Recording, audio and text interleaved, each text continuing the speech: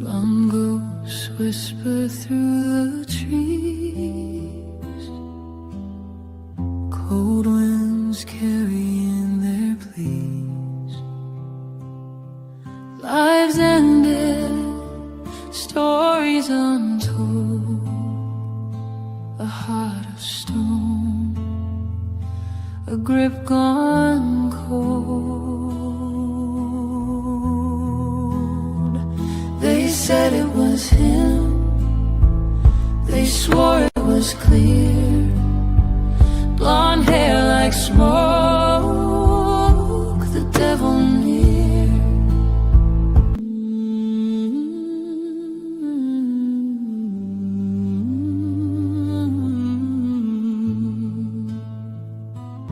They said it was him, they swore it was clear, blonde hair like smoke, the devil near.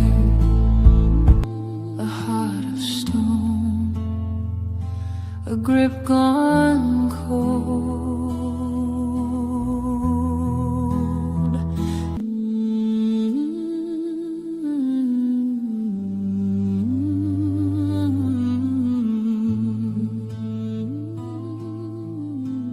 Mongoose whisper through the trees,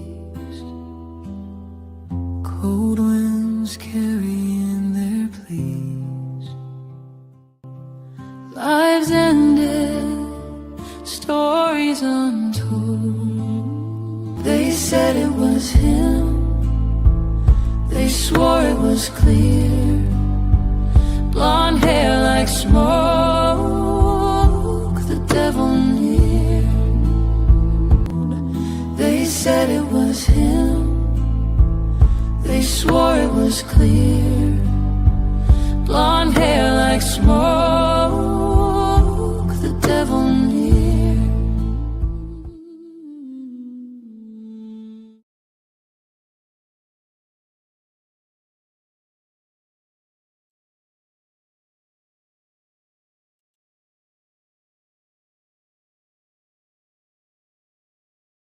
Hello, welcome. Fancy meeting you here. G'day. Look, there we have our microphone. I apologise for the delay. Welcome to the Defence Rests. StreamYard have decided that they're changing up the format and allowing you to stream in landscape and portrait, and the setting up of that was more than I actually thought it was going to be. So that's why it was a technical error on my behalf, as per usual. So I apologise and welcome. So today, Martin Bryant, back to the Port Arthur Massacre, which occurred in April 1996. And Martin Bryant was, or has been, convicted of the 35 unalivings at the massacre. It's still today Australia's biggest mass murder. And in researching this particular case, it's extremely evident that there were corners cut and information relayed had been somewhat adapted. Let's just put it that way. So tonight I started to watch a presentation that another content creator had done, and no shaming here or anything like that. It's purely just an example to show how the media, the mainstream media information continues to be perpetually portrayed in their narrative. Because if you look at the surface of it and you just do a quick bit of research on it, you don't actually see the discrepancies and the differences and the narrative, basically. So what I've done is I'm going to use this video to watch, and we're going to watch it together. And wherever it comes up in the content where there is discrepancies or where there is something that I can show you that is untrue, we'll be stopping it there, and we'll be showing you exactly why, how, when, where, and hopefully that way you can see for yourself. I have attached the link to the particular video in the description box with the timestamps of all of the discrepancies, so to speak, if you want to follow along. But we'll be going with them one by one. Now, for those of you who haven't heard of Martin Bryant, he was 28 at the time, and this occurred back in April of 1996, as I said. And there is two videos. As I said, this is a bit of an insert into the 10-part series that we're actually presenting. So there are 2 episodes of that out at the moment, and they just give you a bit of a background on Martin's upbringing and his life experiences pretty much up until age, I think we went to 21 so far. And then we're going to, the next episode, we're going to delve into his personal relationships. He had a girlfriend called Petra Wilmot, and he also struck up a very good friendship with Helen Harvey. Helen Harvey was the heir to the Tattersall's fortune, and basically when she died,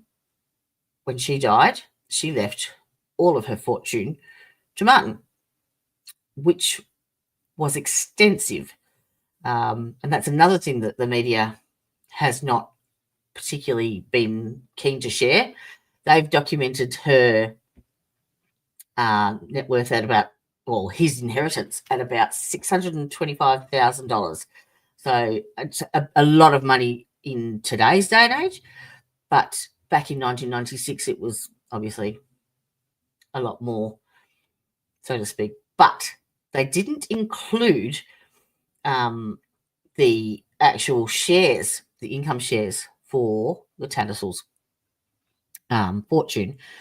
So there is a suggestion that her net worth could have been somewhere up to the amount of like 28 million. So we're going to be following the money on that one. And when Martin was arrested and charged, he basically has an IQ of 66. So his mental capacity is that of a 10-year-old, basically. And he was deemed unfit to manage his own finances. So the state trustees had a guardianship hearing, and they took over the management of his finances. And from that point on, the money disappears. So it certainly wasn't given to the victims of crime. They did not receive any compensation from that amount of money. They've received very little, actually, and we'll discuss that when we watch some interviews with some of the victims and the survivors and family of survivors, and might I add, who categorically denied that Martin was the shooter, basically. So a victim laying on the floor who has been shot, pretending to play dead whilst the shooter steps over them, comes forward and says, wasn't Martin. What have they got to gain out of that? Just putting that out there. All right. So without further ado, let me try and make sure I'm saving this and sharing it properly to both presentation aspects. It's really bizarre how they've set up this new format, because you can see yourself twice, but we'll give it a go nonetheless. Okay, add to stage. Okay, so hopefully if you're watching on your mobile device whilst I'm live, could you let me know in chat whether or not you get a good a good visual, basically, because I'll have to play with the format otherwise. Now, let me see what's the best way to watch that. No. Maybe I'll do a picture in picture. What's about that?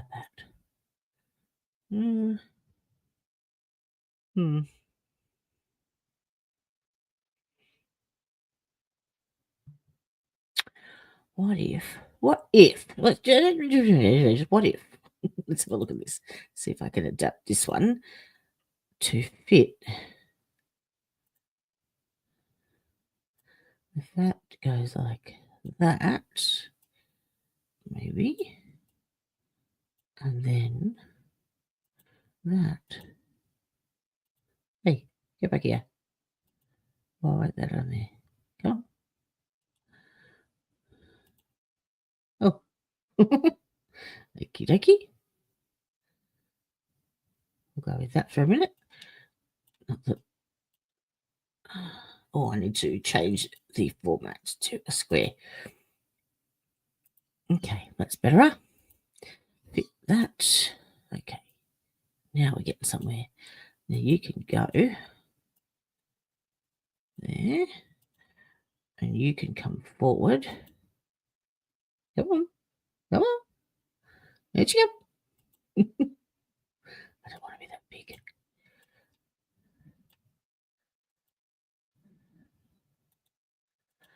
Why isn't that working? Forward. Okay. And that's better. Okay. Where there's a will, there is definitely a way, apparently. And it's my story and I was sticking to it. I would like to be able to see the rest of that, but never mind. Okay. Let's see if that works.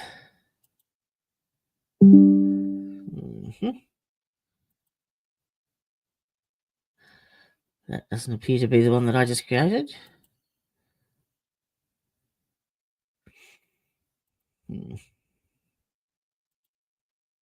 Nope. Oh, look, that might do. All right. Let's do it, shall we? Let's get into it.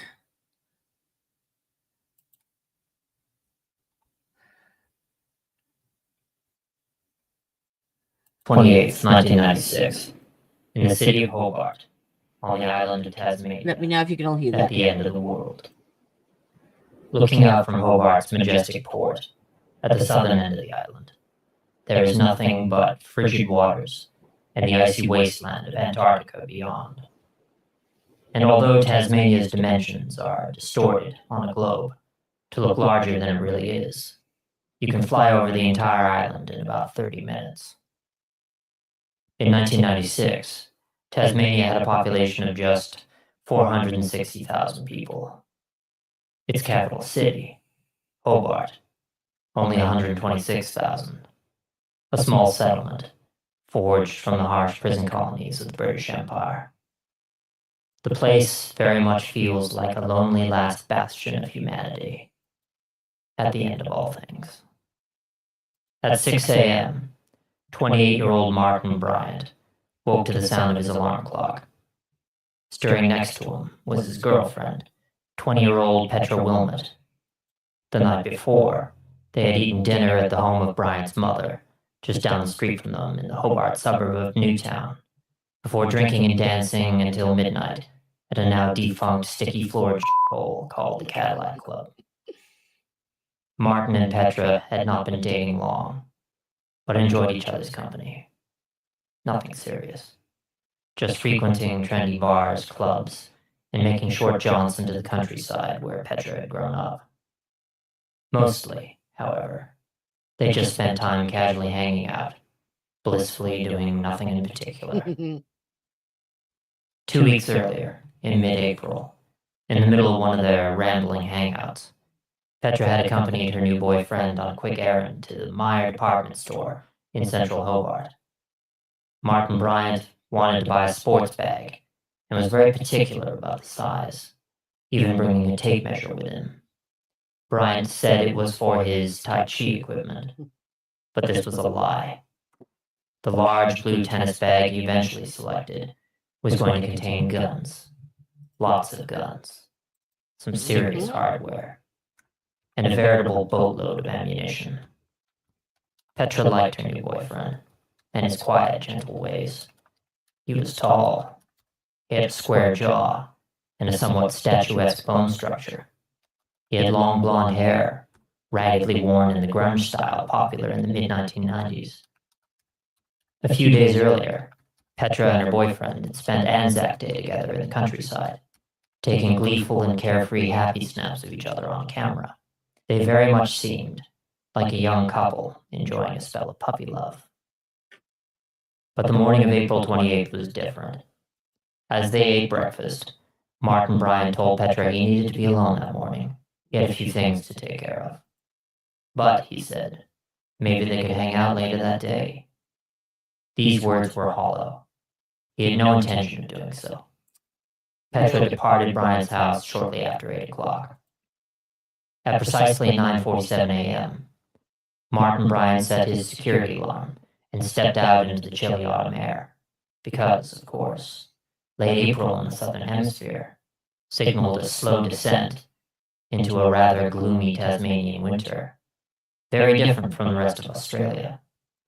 Inner Hobart is built to resemble an old-fashioned European city, with cobbled streets and splendid 19th century architecture, combined with a much cooler climate than mainland Australia, and the roving populations of deer introduced by early settlers.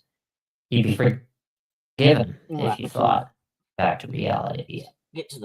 Inside was an AR-15 semi-automatic rifle, an SLR semi-automatic rifle, a bolt-action hunting rifle, and a Daewoo 12-gauge shotgun. The bag also contained 2 pairs of handcuffs, a long hunting knife, rope, several cans of gasoline, kindling, a camcorder, and box after box of rifle and shotgun ammunition. To be clear, a semi-automatic rifle is not a machine gun. You cannot just hold down the trigger and spray a torrent of death. It's one trigger pull, one bullet. Semi-automatic means that the empty cartridge is ejected and a new bullet loaded automatically, just as you would get from a typical handgun, allowing the rifleman to sustain a much faster rate of fire. Semi-automatic rifles, like the ones Bryant loaded into his car that day, are also fairly powerful. The AR-15, for instance, can potentially pierce metal from a quarter mile away. Such, at any rate, was the 28-year-old's arsenal. Not that Bryant had a license to own or operate any of these weapons. Martin Bryant climbed into the car and began the 90-minute drive to the Tasman Peninsula, 60 miles south. It's simple things like that portray him as crazy. And crazy he was not. East of Hobart, and his final destination at the tip of the landmass, Port Arthur, population just 200. Port Arthur is a World Heritage Site and tourist spot because of its cluster of 11 ruined buildings that had once formed a 19th century prison, the Alcatraz of the Southern Hemisphere. Port Arthur was the place where British convicts who were already in Australia were taken if they reoffended. From 1833 to 1877, it was a prison for the hardest of hard knocks that employed a combination of corporal punishment and psychological torture. Several convicts just murdered other prisoners so they could be executed and no longer go on living in the place. Over 1,600 graves surround the prison. Only 180, those of prison staff and soldiers, are marked. On the day of April 28, 1996, over 600 tourists would wander amongst the ruins, all potential targets for Bryant's guns. Half an hour into his journey, Martin Bryant pulled into the small town of Midway Point and stopped at a convenience store. He bought a lighter for his gasoline and kindling. He did not even wait for his change. 15 minutes down the road, Bryant made another stop in the town of Sorel, where he inexplicably bought a bottle of ketchup. Then it was on to the town of Forset, where he pulled into a service station and bought a cup of coffee. Chatting with the station owner, Bryant said he was going surfing that day at Roaring Beach. The service station owner thought this was odd, because the conditions that day were calm, and there weren't going to be any large waves. That doesn't matter to A little further down the road, Martin Bryant arrived in the town of Tirana, where he topped up his car with fuel, and then pulled off the Arthur Highway and drove a short distance to the Seascape guest house. It was a 2-story pink and white cottage that provided a stunning view of the Tasman Peninsula and the ocean beyond. Seascape was owned by David and Nolene Martin, aged 72 and 69 respectively. They had just waved off a couple of tourists who had been staying with them. Martin Bryant's yellow Volvo pulled up their gravel driveway at 11:15 a.m.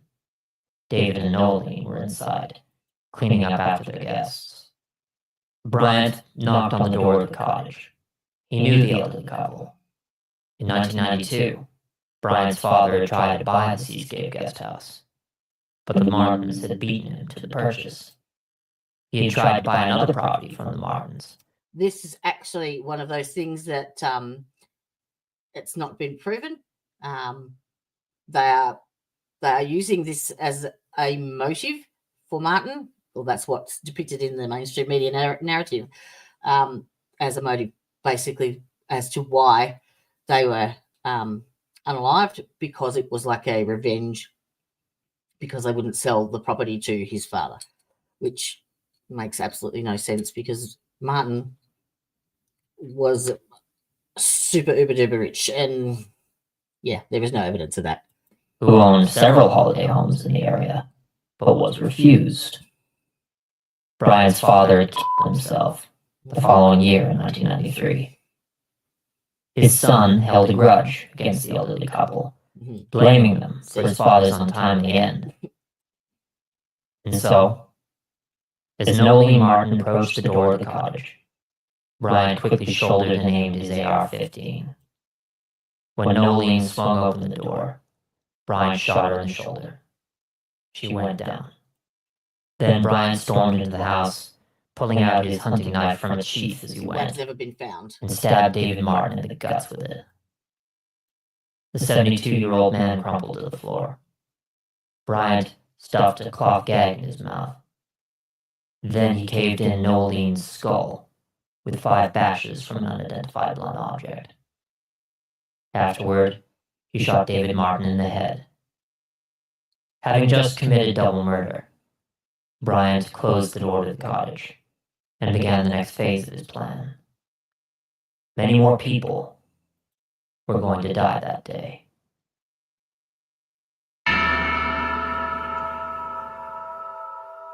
Meet Martin Bryant. Martin John Bryant was born on May 7th, 1967, I love the Jamaican in things. Hobart, Tasmania, to Maurice, a dock worker, and Carleen, a laborer in a chocolate factory. The birth notice in the Hobart Mercury newspaper described Martin as a bouncing boy, which in mid-20th century slang means the baby was healthy and full of vigor. As a newborn, Martin completely rejected breastfeeding, and as an infant, pure evil, then. he was averse to any sign of physical affection from his parents. Once he started walking at 16. Now, if you want the actual full biography of Martin from birth, there is 2 videos linked to this playlist that give you the accurate details. I mean, he's got the dates and everything correct, but there are things in that people have that have been inserted basically to make him look like he's was born for this, basically. 18 months old, Martin Because he would didn't constantly breastfeed. try to escape the house, with his parents once finding him on top of the neighbor's chicken coop, That's true. and another time on a swing set, some distance away on the other side of the railroad tracks. Yep. As such, Carleen Bryant fashioned a harness and a leash, and kept Martin confined to the veranda so she could perform house chores. Otherwise, if she took her eyes off him for even a second, he would always try to escape. By the time Martin was 3 years old, his parents had become alarmed by his slow speech development and stunted motor skills. The young boy also seemed incapable of using his imagination to entertain himself, and any toys he was given he would simply destroy. Carlene described her son as constantly acting out, going out of his way to be annoying, and showing fits of temper. Many toddlers are like this. They can be troublesome, but this was every waking hour of every day. Oh my God. Beyond the rages, Martin appeared to be emotionless and rather vacant behind the eyes. And, again, he had no time for kisses or cuddles from his mother. He's a monster. Martin's parents began to suspect there was something seriously wrong with him, and Carlene gave up on any sort of normal mother-son relationship altogether. Her day-to-day routine became one of vigilance, logistics, and survival. To stop him from smashing things, to stop him from running off, and to prevent him from eating inanimate objects. He once had to be taken to hospital after swallowing a carpenter's nail. Meanwhile, Maurice's response was to figure out what the problem was and to try and, quote-unquote, normalize the boy. Find the problem, fix the problem. When, in 1972, Martin's sister Lindy came along, she developed without any sort of behavioral or intellectual abnormality. And because of where things went, I will state, there is no evidence whatsoever that Martin or Lindy were subjected to child abuse. No. In 1973, the Bryants enrolled Martin in a fee-paying primary school operated by the Quakers, which had a fantastic reputation, in an attempt to come to grips with Martin's slow development. The report from his first year was that his behavior was aggressive and destructive. He failed to make friends, and his language skills were extremely poor. In 1974, he was assessed by a child specialist who said that Martin might have an intellectual disability. You think?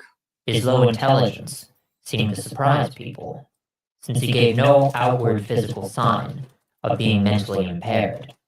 He just looked like a cute little blonde kid, So mental health straight out of a wholesome family So sitcom. on the outside? Then, when people began Are you to supposed to get a tattoo on your forehead to say I have mental health issues or I am intellectually disabled? No. see Martin behave aggressively, strangely, or stupidly, they were surprised and dismayed. This remained a pattern throughout his entire life, as he grew from a cute little blonde kid into a strapping young man with an IQ of 60. 66. Given his lack of progress at the fee-paying Quaker school, Martin's parents decided to save their money and transfer him to the government-run Newtown Primary School. Martin's efforts to make friends there were interpreted as aggravating rather than endearing, such as his common practice of sneaking up behind other students and jumping on their backs. As a result, Martin was a loner and sometimes was bullied, with gangs of students chasing him through the streets after school until he burst into tears. His intellectual disability gave him, made him very socially inept, not knowing how to read social cues and maintain relationships and that type of thing. But, in turn, Martin went out of his way to bully children who were smaller than him. It is difficult to determine which came first. Meanwhile, Martin proved incapable of either writing or mathematics. Correct. And the only school activities that he seemed to have... Correct. He was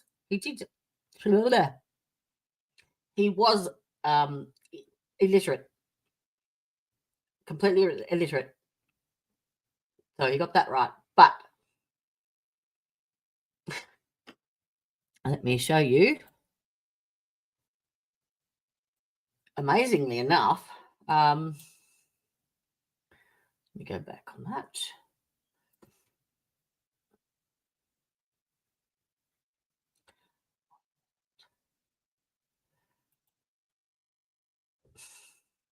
Maybe I didn't save it.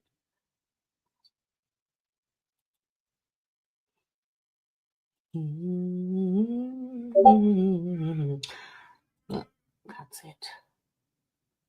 Oh, there's the weapons. I'll bring those up in a second. But yes, amazingly, given the fact that he was totally illiterate, there was a lovely, very neat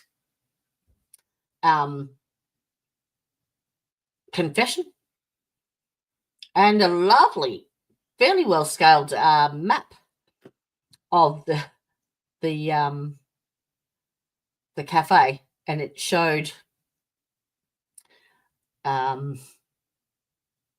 where all the tables were, where he was standing, the direction of the bullets, and the bodies, and where the exits were, and yeah, pretty impressive for someone who's illiterate.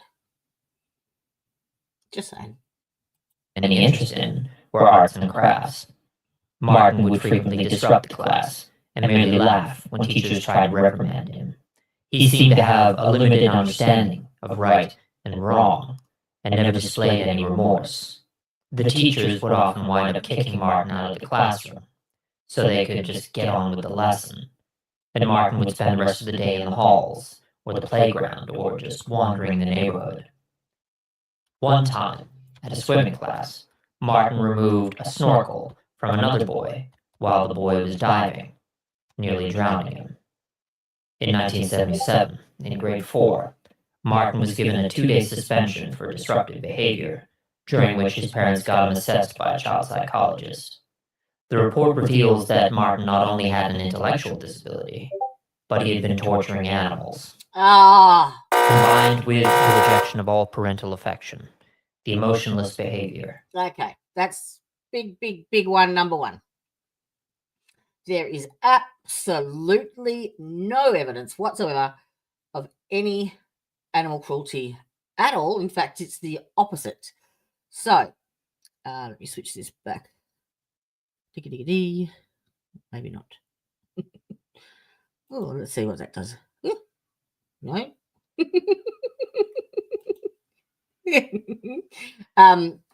Yes, so absolutely no any documented records of animal cruelty. He actually loved animals. You see in his police interview, they were talking about the guns and, where he used to go and practice learning to shoot and what have you, do practice shots. And he explained to them that he used to go up to this bush spot and practice up there. And they asked him what he used for his targets.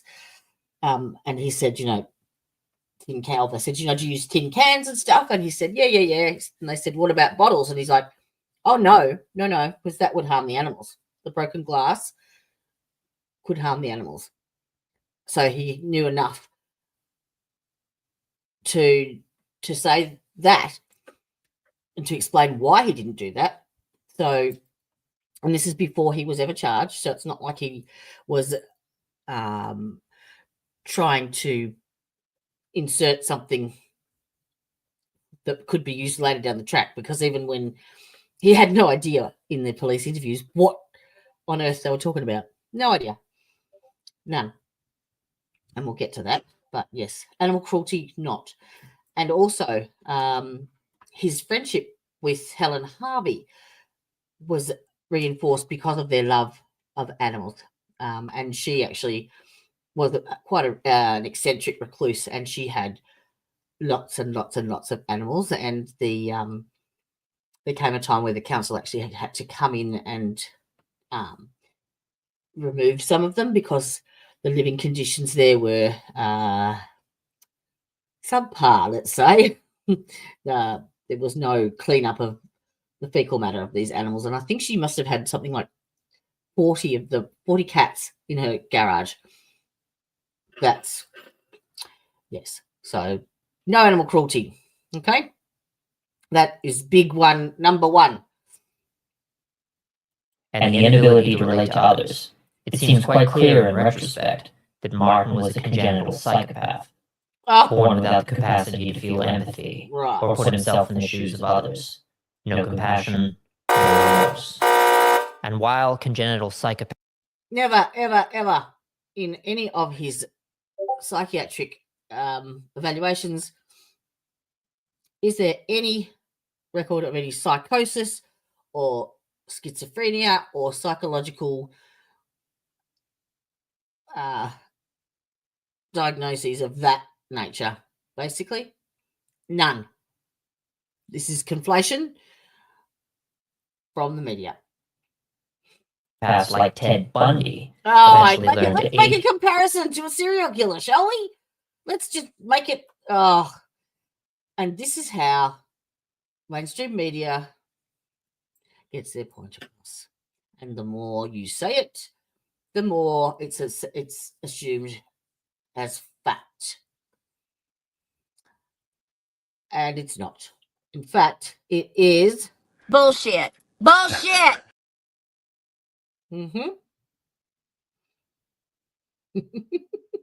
Okay. Now let me find where that there we go. Ooh, no. Ooh, no. I lost my spot again. That'll do. Human emotion and manipulate people in order to get what they want. Martin Bryant had an intellectual disability. Correct. He'd forever be a low-functioning psychopath. Still a psychopath. Never fully understanding others, quickly wearing out his welcome with new acquaintances, seeing no problem with cruelty or crime, if he could avoid punishment. He was an overgrown toddler, randomly engaging in mindless acts of aggression, indulging in selfishness and half-baked lies, and never fully comprehending right and wrong, or the consequences. Bullshit.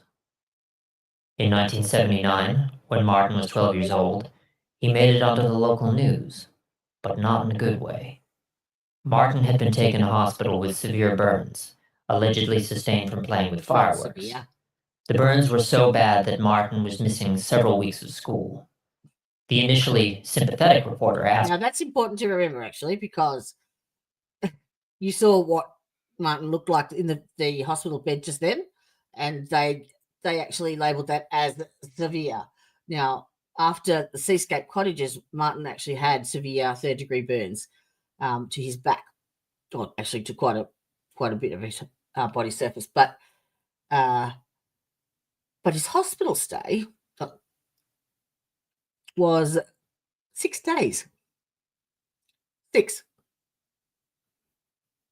So this gentleman is saying that, let's have a look at the picture of him in hospital again so you can see. Yeah, looks like severe burns to me. It was playing with fireworks, so he would have got a few spots and what have you on his face and arms. And that was enough to have a few weeks off school. So what would severe third-degree burns require? More than 6 days. Let's just put it at that. When Martin was 12 years old, he made it onto the local news that Martin was missing several weeks of school. The initially sympathetic reporter asked Martin, "You're going to be here for a while longer, aren't you?" "Yeah, about a week," said Martin. The reporter followed up with, "Do you think you'll be playing with firecrackers anymore?" Yeah. "Yes," answered Martin. With slight exasperation creeping into her voice, the reporter asked, "Don't you think you've learned a lesson from this?" Martin replied, "Yes, but I'm still going to play with them." And that is an answer that you would expect from a child, because that's exactly what his mental capacity was, a child. And that you need to remember that actual concept whilst you're watching his police interviews and what have you, because he reacts.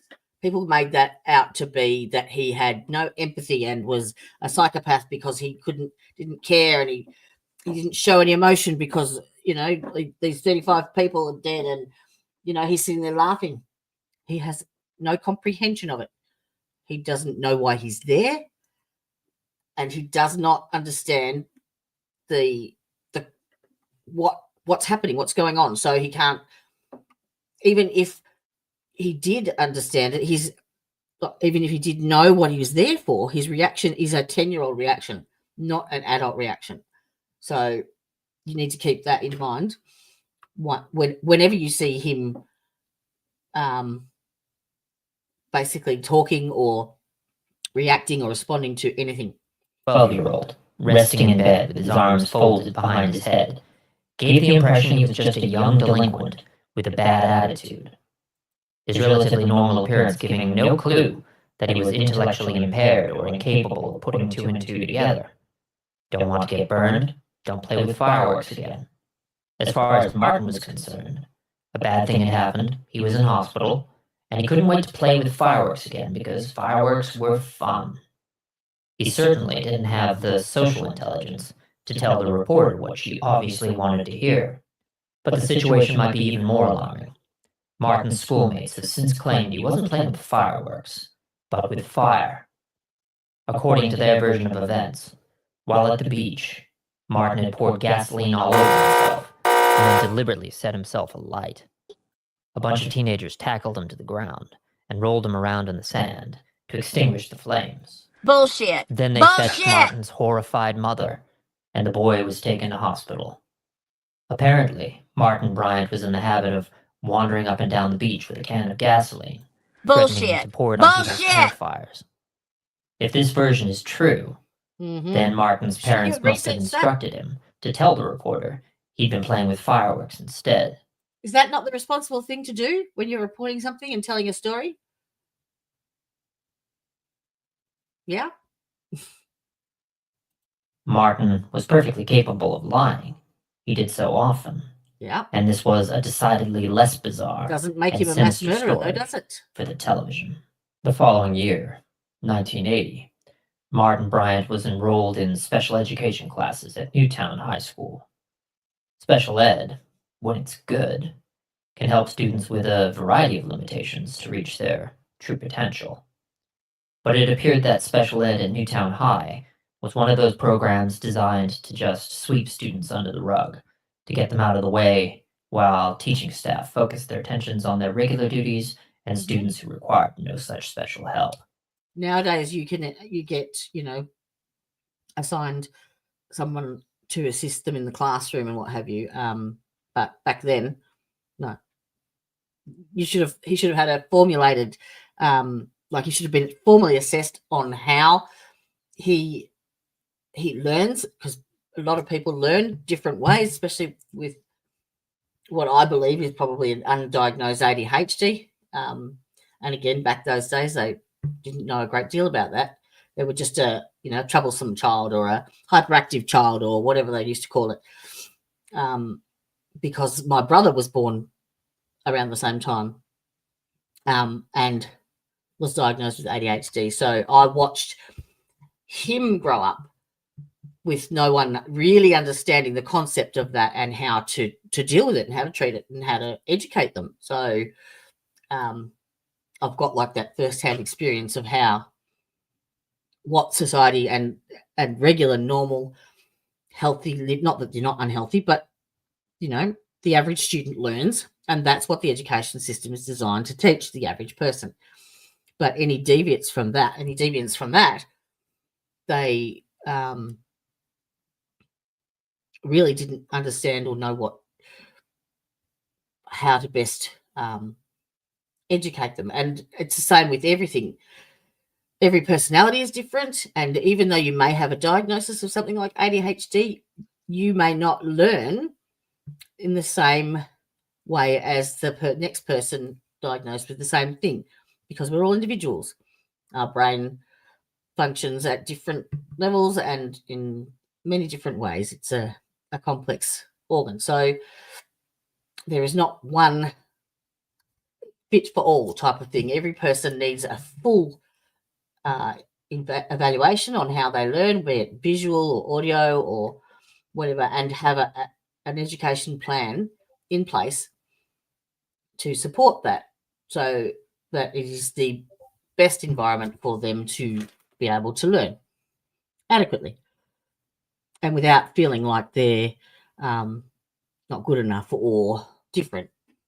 After a few perfunctory reports that said Martin was off to a good start and gradually making progress, his academic performance and relations with other students deteriorated. He didn't try at all in any class except woodworking and art. He rarely spoke. Other students began to refer to him as... And that's because he didn't understand. And if he tried to do something and failed, you're going to stop eventually, aren't you? That's human nature. the shadow. He did have some nasty... In 1981, for Martin's 14th birthday, his father made the mistake of giving him an air rifle. Martin became obsessed with it. He would hide in the nearby creek and fire the gun at passing cars. At night, he would fire it randomly across the bay. Completely wrong. The neighbors once saw him shoot a parrot out of a tree, walk up to it, and then shoot it several more times in the head until the bird's tiny... That is all bullshit. The whole lot. Absolutely all of it. Bullshit. Skull was obliterated. Martin would also shoot rabbits, flay them, and then carry the carcasses around the neighborhood, knocking on doors, hoping to sell people the meat. Back in special ed, the teacher instructed the students to talk about what they did on the weekend. Martin talked about torturing Tina. Martin briefly made a friend, a schoolmate named Greg Leahy. One day they were walking to the Bryant home, and Greg witnessed Martin pick up a cat, seize its legs, and try to tear it apart with his bare hands. Greg forced Martin to let the cat go, relatively unharmed. Another time, Greg was along with the Bryants on a fishing trip, and Martin thrust a spear at him as if to stab him. Martin's father, Maurice, made the boy apologize to Greg. On 3 separate occasions during the summer of 1981, Martin aimed his air rifle at Greg and pulled the trigger. The gun was unloaded, and Martin always treated this as a hilarious joke. Then, when Martin and Greg were spearfishing off the Tasman Peninsula, Martin used the tip of the spear gun to stab Greg in the head. Again, Martin thought this was hilarious. Greg's wetsuit prevented serious injury, and after the boys got to shore... You have a wetsuit on your head, do you? Really? Really? Greg punched Martin in the face, stalked off, and had nothing more to do. There was absolutely no evidence or anything documented anywhere. No police reports. Nothing. Zip. Nada. On May 6th, 1983, the day before Martin's 16th birthday, his parents withdrew him from school. I think he actually left. It was the day before his 16th birthday. They didn't withdraw him. Stranger than fiction. For the rest of 1983, Martin Bryant laid about the house watching TV, occasionally going out to fire his air rifle or torment some animals. His father's attempts to find an entry-level unskilled labor job proved fruitless. So at this point, his father has become his carer, basically, and takes over a lot of the supervision of him because Carleen could not control him. Martin made a bit of pocket money by doing very basic handiwork and gardening around the neighborhood. Correct. In February 1984, Martin was taken to another psychologist, this time to get a diagnosis for his intellectual disability, in order to get him on welfare. Dr. Eric Cunningham Dax. You mean, hang on. Welfare, like it's a handout, like it's a bum. No. In fact, it was called the Disability Support Pension. There is a difference. And if you have a diagnosed intellectual disability and you cannot maintain employment, then you are entitled to the Disability Support Pension. And there are obviously criteria and factors that you need to meet to be able to be eligible to receive such a thing. I know this because I'm on it and I had to jump through those same hoops.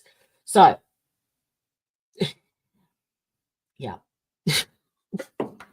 So this is even more evidence that his intellectual capacity was subpar or subnormal. Okay, you need to remember that when trying to evaluate for yourself what his behavior is displaying, or what he is actually showing, and instead of what they want you to hear or see as him being an absolute lunatic. Now, we will be going into every one of these. He had, I think, 4 or 5 psychological assessments, and Cunningham Dax was one of them. And he was pretty sure he was the one that diagnosed the intellectual disability, or no, personality disorder, severe personality disorder, I think. And his assessment, in my opinion, was probably the most valid, and it's the best one to be able to compare to the one that he had once he was charged with the Port Arthur Massacre, because the psychiatrist in that evaluation compared to the one he had with Cunningham Dax. And that Dr. Eric Cunningham Dax was a very well-renowned and groundbreaking psychiatrist for that time. He'd come out from the UK, and there are quite a number of things that he brought to the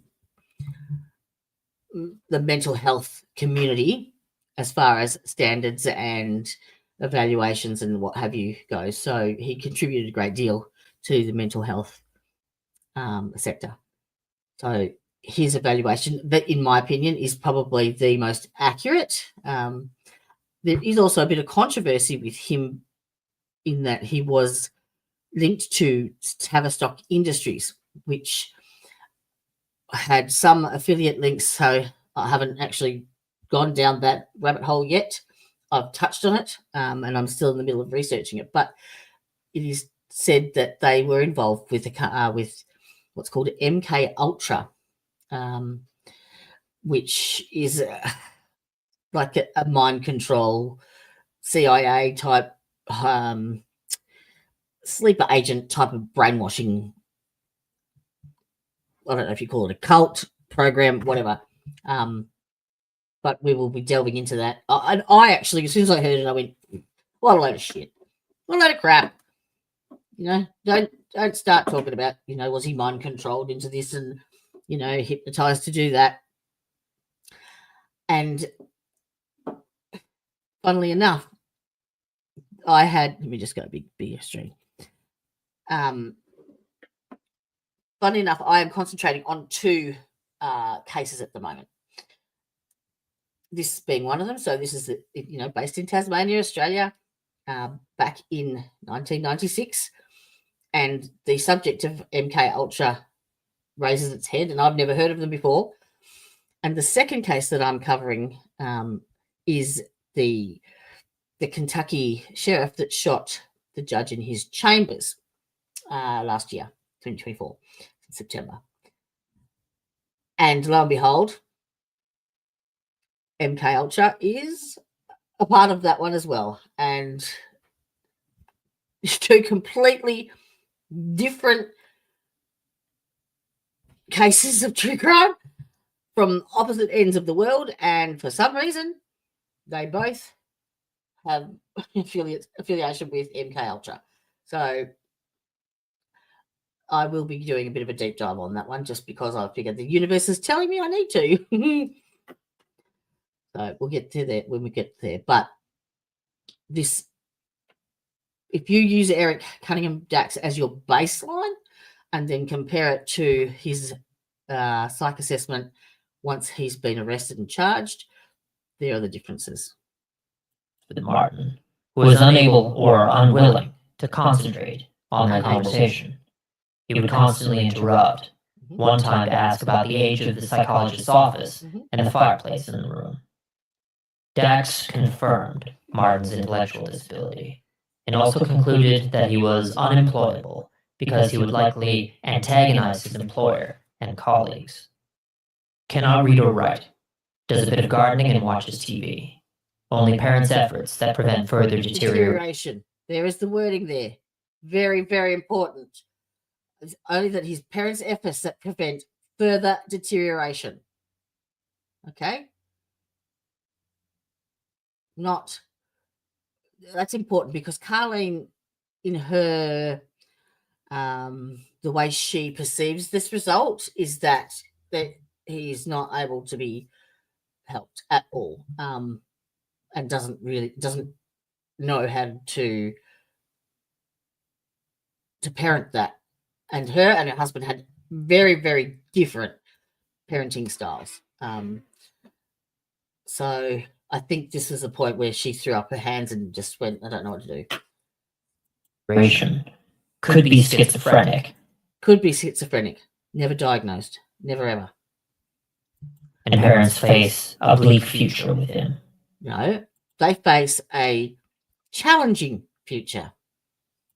And so, at age 16, Martin Bryant was signed up for a lifelong disability pension. There you go. He continued to live with his parents, who managed his money to prevent him from spending too much at once or on something particularly foolish. And Martin continued to do handiwork and gardening off the books. Otherwise, he spent his days indulging his quiet, strange, and sometimes violent behaviors. Rubbish. So now he's a what is it? He dodges his taxes as well. Are you for real? Now. Oh, I hadn't shared the screen. Sorry. I can see it. You just can't. Let me get back there. Nope. That'll do. So this is Lindy. Lindy is Martin's younger sister. And I really feel for this girl. She has been in this shadow of having a brother that is a monster, because that's what he's been portrayed to be. And has, I believe, suffered a great deal from that. So much so that she's basically, you cannot find her anywhere. She's moved, changed her name, and created her own separate life. And I don't blame her for it. But it could have all been avoided and unnecessary had the people that were responsible for Martin's welfare done the right thing by Martin. As his sister, Lindy, grew older and made friends, Martin started shouting abuse at them when they came over, or threatening them over the phone when they called the house. That's rubbish too. Martin spent the next 3 years in the situation, with his father, Maurice, governing much of his day-to-day. Maurice lined up. Now, let me see. Where is it? I have the actual interview of that with my Carleen.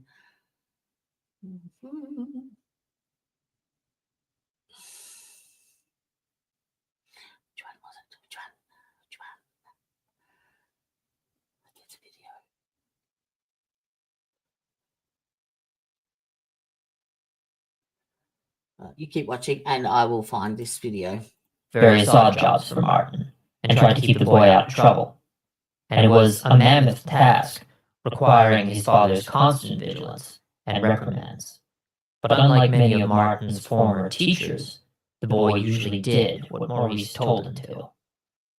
In early 1987, when Martin was 19, he was walking through his neighborhood when he spotted a large house at 30 Clare Street with a horrendously overgrown garden.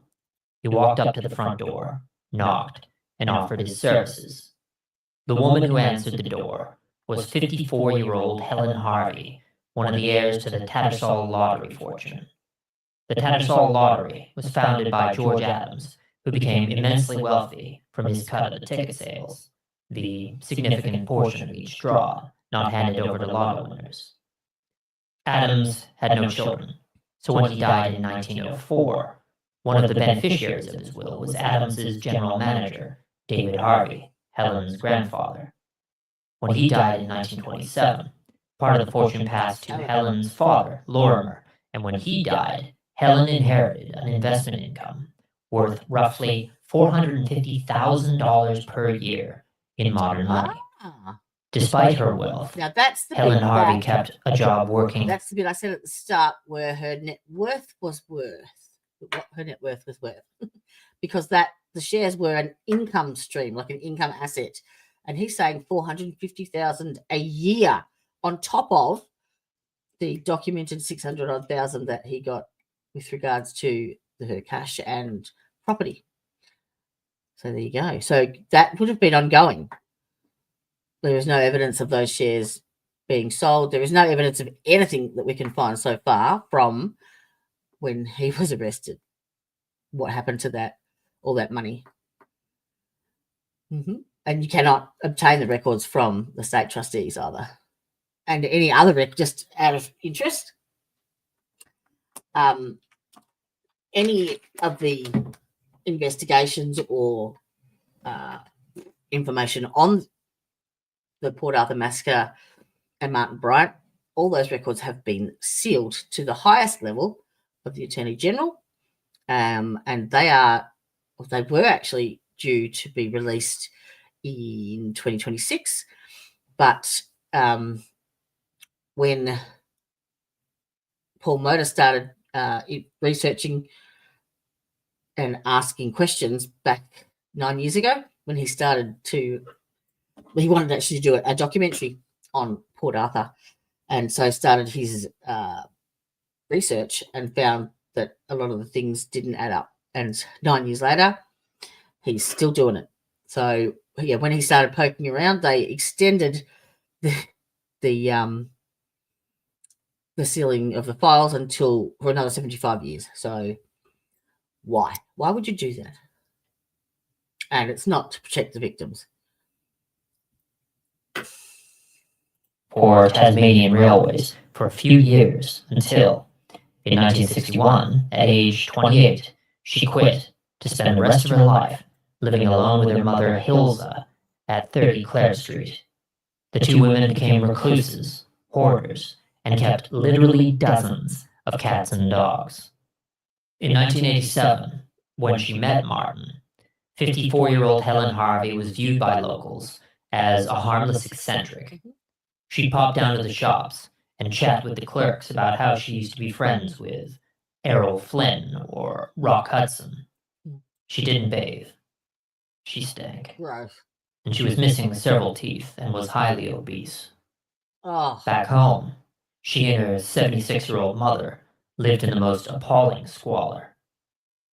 Helen hired 19-year-old Martin Bryant to clear her yard, a task that took several days, and then to regularly mow her lawn from that point forward. He was also tasked with feeding the 17 dogs that lived in the house and the 40 cats that inhabited the garage. Martin was not asked to clean, and the house remained highly unsanitary, with dog shit and random trash all over the floor, the stench of rotting meat, and dirty dishes in the sink that were never cleaned. One bowl in the microwave accumulated so much mold that it had grown out of the bowl, out of the microwave, and spread across the wall to the vent above the oven. Helen and Martin struck up a bizarre friendship. They began taking day trips all over Hobart together, and people began to assume that Martin was Helen's son. And in case you're wondering, according to all available sources, Helen and Martin did not have a sexual relationship. I'm glad But she lavished gifts on him. This included cars. It's her friend. Helen and Martin would walk into a dealership, and Martin would point to the car that he liked, despite not having a driver's license, and Helen would pay in cash. Then, a few weeks later, they'd sell the car at a loss and buy a new one. Helen Harvey is thought to have bought and sold upwards of 60 cars during her lifetime, mostly during a splurge in the 1970s, and again after she met Martin. Very often, in their trips around town, Helen did the driving, and Martin would suddenly reach over from the passenger seat and yank the wheel to the side as his idea of a joke. Helen had 3 car accidents and several near misses as a result. She began telling people that she never drove over 60 kilometers per hour, that's 37 miles per hour, when Martin was in the car. For his part, Martin began driving without a license in whatever vehicle Helen had gifted him.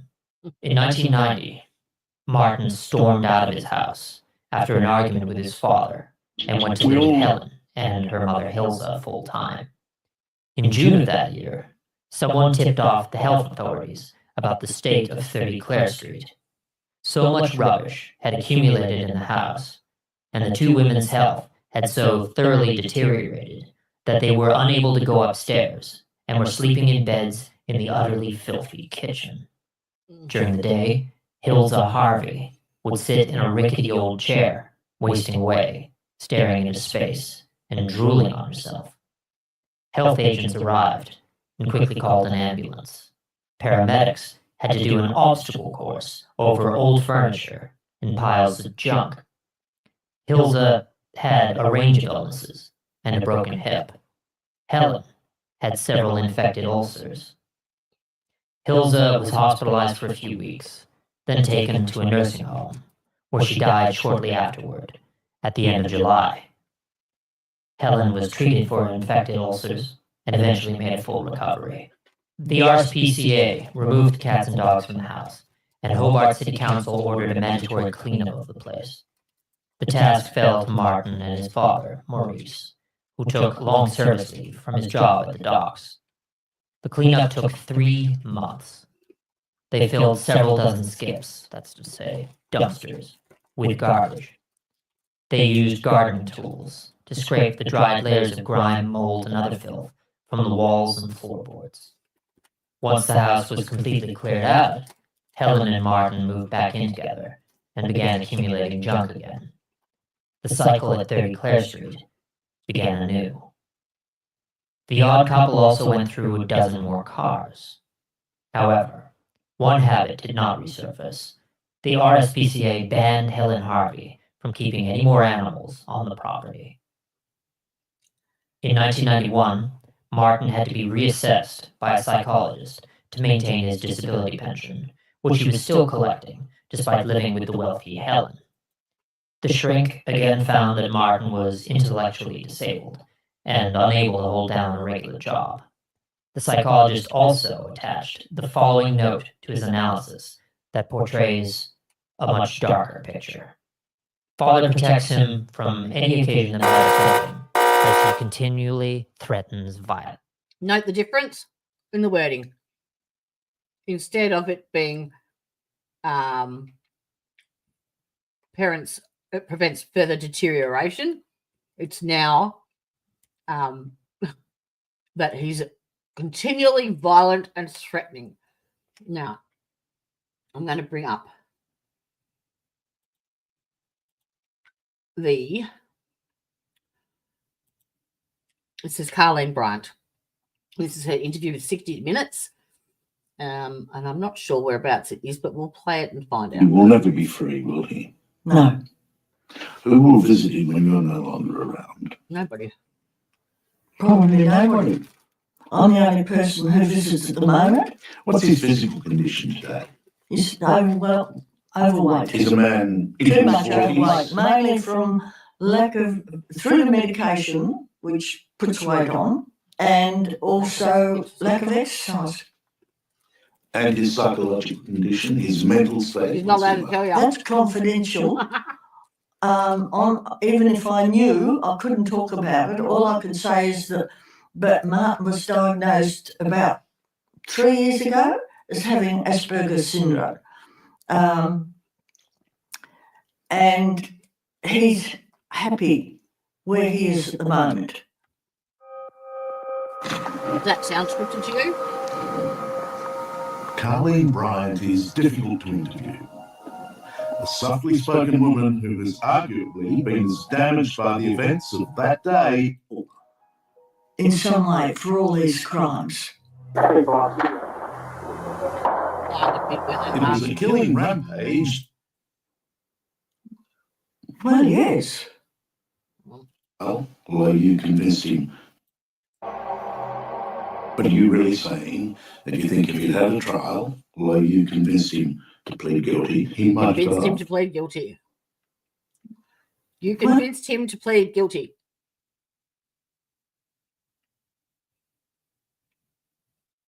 Really? 5.5 months Martin was incarcerated before, once he was arrested and charged. And he was pleading not guilty until his own defense attorney, John Avery, coerced him into making a guilty plea. And he did so by using his mother. He made his mother tell Martin that if he didn't plead guilty, that he would not see her or his sister again.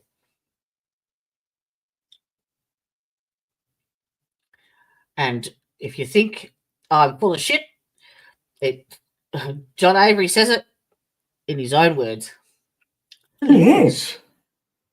Is that Because Martin always, when he was questioned, Hey, well, does he want? probably for weeks before I saw him again, Welcome. he always said he was never in Port Arthur at Broad Arrow. and you believed him? Yes. There's no evidence that Martin was there. But none of that was needed because Martin said in court, yes, I did it. And you went along with it. And why did he say that? Why? Because he was coerced. And I apologise, Wild Aussie woman. I'll turn this one down. It's the echo will be me, not the actual video. Exactly. And now you wish you hadn't. Of course, I'll regret it for the rest of my life. A lot of people on that day came forward after, and people who knew Martin had known Martin for years. And they said, as far as they were concerned, they didn't recognise the gunman as being Martin Bryant. So many people would be very upset to hear you deny that this happened as people. Because it didn't.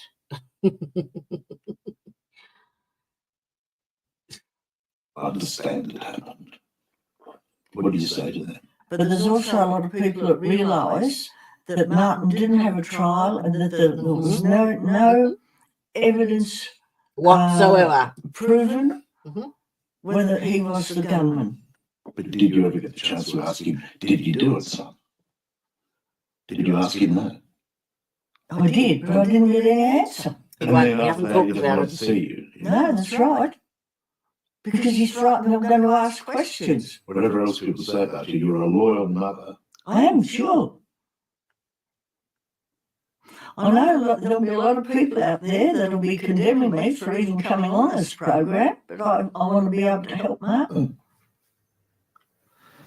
To have to live with what one's child has done and what has happened to one's child as a result must be a terrible burden. Well, overweight. He's a man Too in his much overweight, 40s. mainly from So that day, being held accountable in some way for all these crimes. it was a killing rampage that ranks among the deadliest of the. And the evidence against him was never tested at a trial. But are you really saying that you think if he'd had a trial, although you convinced him to plead guilty, he might have got off? Well, yes. There is somewhere in this Because Martin interview. always, Maybe it's here. yeah, I don't know, with terrible frustration. Martin was different, I'll put it that way. It's here. But as far as abusing people and being It is nasty, here. All right. So this is what that the other content creator is telling you about him being cruel and threatening other people. This is the actual explanation as to that. no. How is it that your view is so different from the one that has been You so go back. widely reported? With terrible frustration. Martin was different, I'll put it that way. But as far as abusing people and being nasty, no.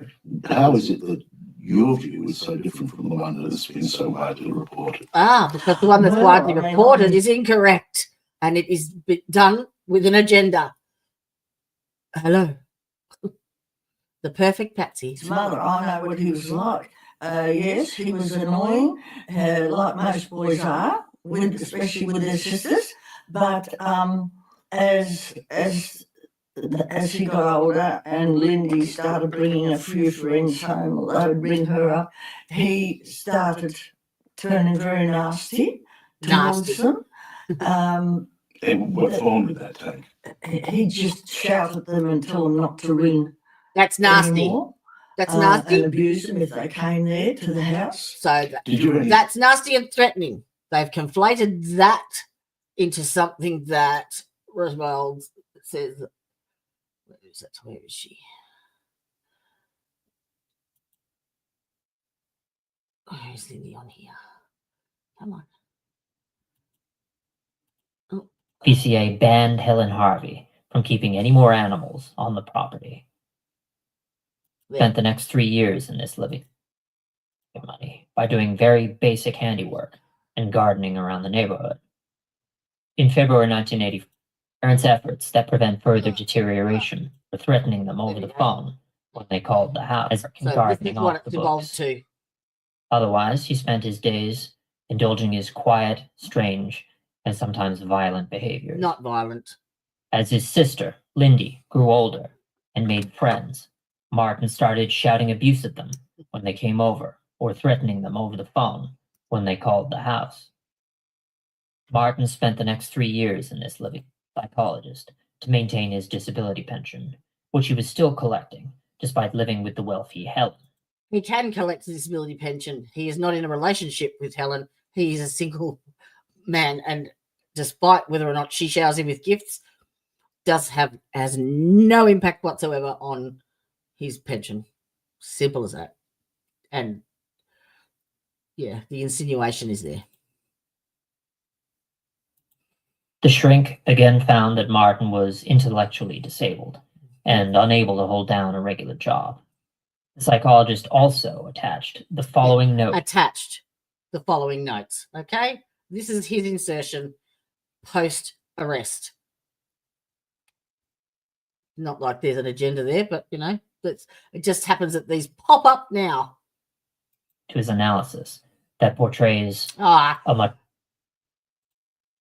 sorry, wrong screen. darker picture.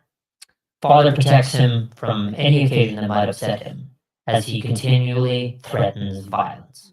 Mhm. Martin tells me he would like to go around shooting people. Really? It is unsafe to let Martin out of his parents' control. So that evolved from, where was it? It's up here. That.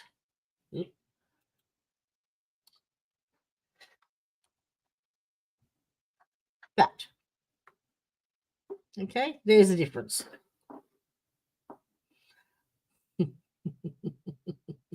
Baseline to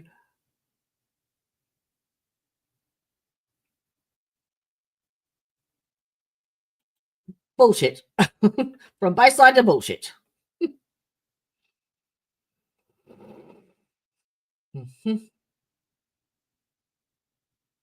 Martin tells me he would like to go around shooting people. It is unsafe to let Martin out of his parents' control. Maurice Bryant felt that this assessment confirmed his fears. He knew that Martin would be unable to cope after his death and would likely run into trouble. He wrote up a will, splitting the house between his children, Martin and Lindy, upon Maurice and his wife's passing. Maurice also bequeathed his $250,000 superannuation pension to Martin, in the hopes the money would be used to hire a caretaker.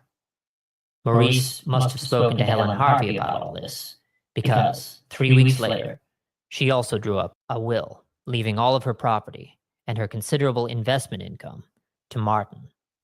Upon both of their deaths, Martin Bryant, a high school dropout, unable to hold a job, stood to become a wealthy man. The Country Squire.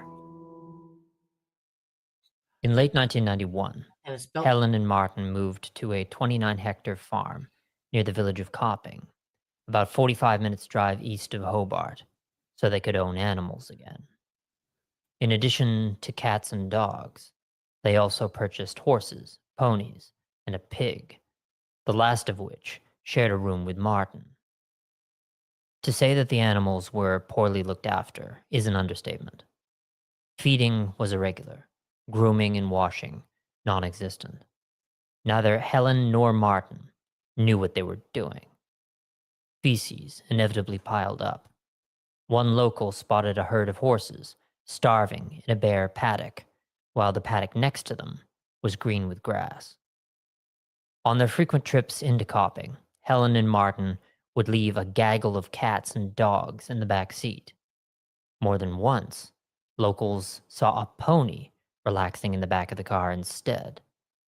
Meanwhile, Martin started dressing in tweed blazers like a country squire, topped off with a silk cravat, lizard skin shoes, and a Panama hat. When the neighbors, Mrs. Featherstone and her 16-year-old daughter, arrived at the farm to greet the new arrivals, Helen invited them inside and instructed Martin to make them a cup of tea. He did so, served it to them, and then promptly told the two women to get out. Helen told the Featherstones to ignore him, but they quickly finished their tea and left. Following them outside, Martin said to the women, "Don't come back here again, or I'll shoot you." Martin started carrying his arrows wherever he went, and took delight in firing upon tourists who stopped to buy apples at a fruit stall on the highway near the farm. like how they put that picture up just to make sure that you get the message that he's a psycho. Let's go back to what that said. Farm. Don't come back here again or I'll shoot you. And insert crazy picture. Don't come back here again, or I'll shoot you. Martin started carrying his air rifle with him wherever he went, And that's and took bullshit, delight dude. in firing upon tourists who stopped to buy Bullshit. apples at a fruit stall on Bullshit. the highway near the farm. He would also Complete roam the bullshit. countryside at night, shooting the air rifle at dogs that barked at him. Complete bullshit. Martin would occasionally take the bus to Hobart or Port Arthur instead of driving, and he would harass the bus driver and other passengers, particularly young women. Eventually, There is absolutely nothing at all to collaborate that. No police reports, no previous history, no criminal history, nothing. No complaints. Zip. Zero nada. Nothing. Nothing. It's like, let's make him out to fit the narrative. Because there's so much community pressure to get a conviction and they want to feel safe in their beds at night. Well, drivers just didn't stop for Martin, and he'd chase after the vehicle, screaming and swearing. Needless to say, the locals went out of their way to avoid Martin. Things got so bad that the owner of the neighboring farm, John Featherstone, told his wife and children to avoid Martin Bryant at all costs. And he really? relayed a message to Martin via Helen that if Featherstone ever saw Martin on his property, he would shoot him, and not with an air rifle. No complaints. Listen. As a wealthy eccentric, Helen Harvey was tolerated by the villagers in Copping, though rumors abounded about the nature of her relationship with Martin. That's true. She told people the truth, that Martin was quote-unquote simple, but did not get on with his father, so she looked after him as her ward. Whenever Martin acted inappropriately, which was often, it was Helen who would bring him by to apologize. Sometimes Martin would say sorry, but didn't seem to mean it, and sometimes Martin would simply shake the person's hand and Hello. not utter a word. The rare visitor to Helen and Martin's farm, those who were not threatened with Tis violence I. or ignored it, noticed that the place was a mess, with animal feces and trash on the floor, and with fat wads of cash strewn around the house, on bookshelves Fat and in wads of empty cash. ice cream containers. Sounds like my house. Fat wads Although of cash Helen was the more strewn harmless around. of the two, the general consensus around Copping was that both of them were nuts. After nearly a year of this, On October 20th, 1992, Helen and Martin were returning by car to Copping after buying groceries and animal feed in the town of Sorel. They had 3 dogs in the back seat. Helen was driving. About 2 kilometers from the village, the car suddenly veered into oncoming traffic and smashed directly into another vehicle. Helen's neck was snapped, and she died instantly. Martin. Now, before he says any more, I haven't seen this, but I guarantee you, he's going to say that it was Martin's fault. He caused the accident, and she died under suspicious circumstances. But they forget he spent 7 months in the hospital because he sustained severe injuries from the accident also. Received severe neck and back injuries and spent 7 months recovering in the hospital. 2 of the dogs in the back seat were killed. Yeah. And the other one survived with minor injuries. Although this has never been confirmed, it is likely that Martin had caused the accident by doing his bizarre joke of suddenly yanking the steering wheel while Helen was trying to drive. Never been confirmed. It would explain the car suddenly careening into traffic.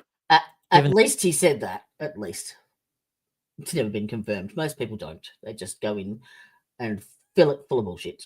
That Martin could also have been killed. It was unlikely to have been attempted murder, but rather Martin had acted erratically, without full understanding of the consequences. Exactly. Because, why?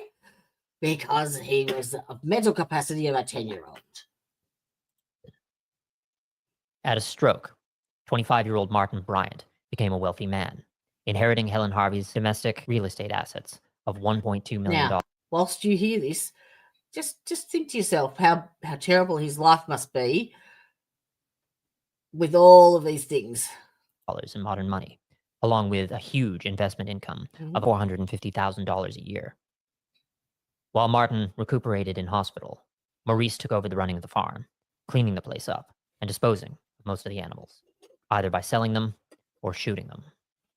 Maurice told the neighbors that he was just winding things up at the farm and Martin would not be returning.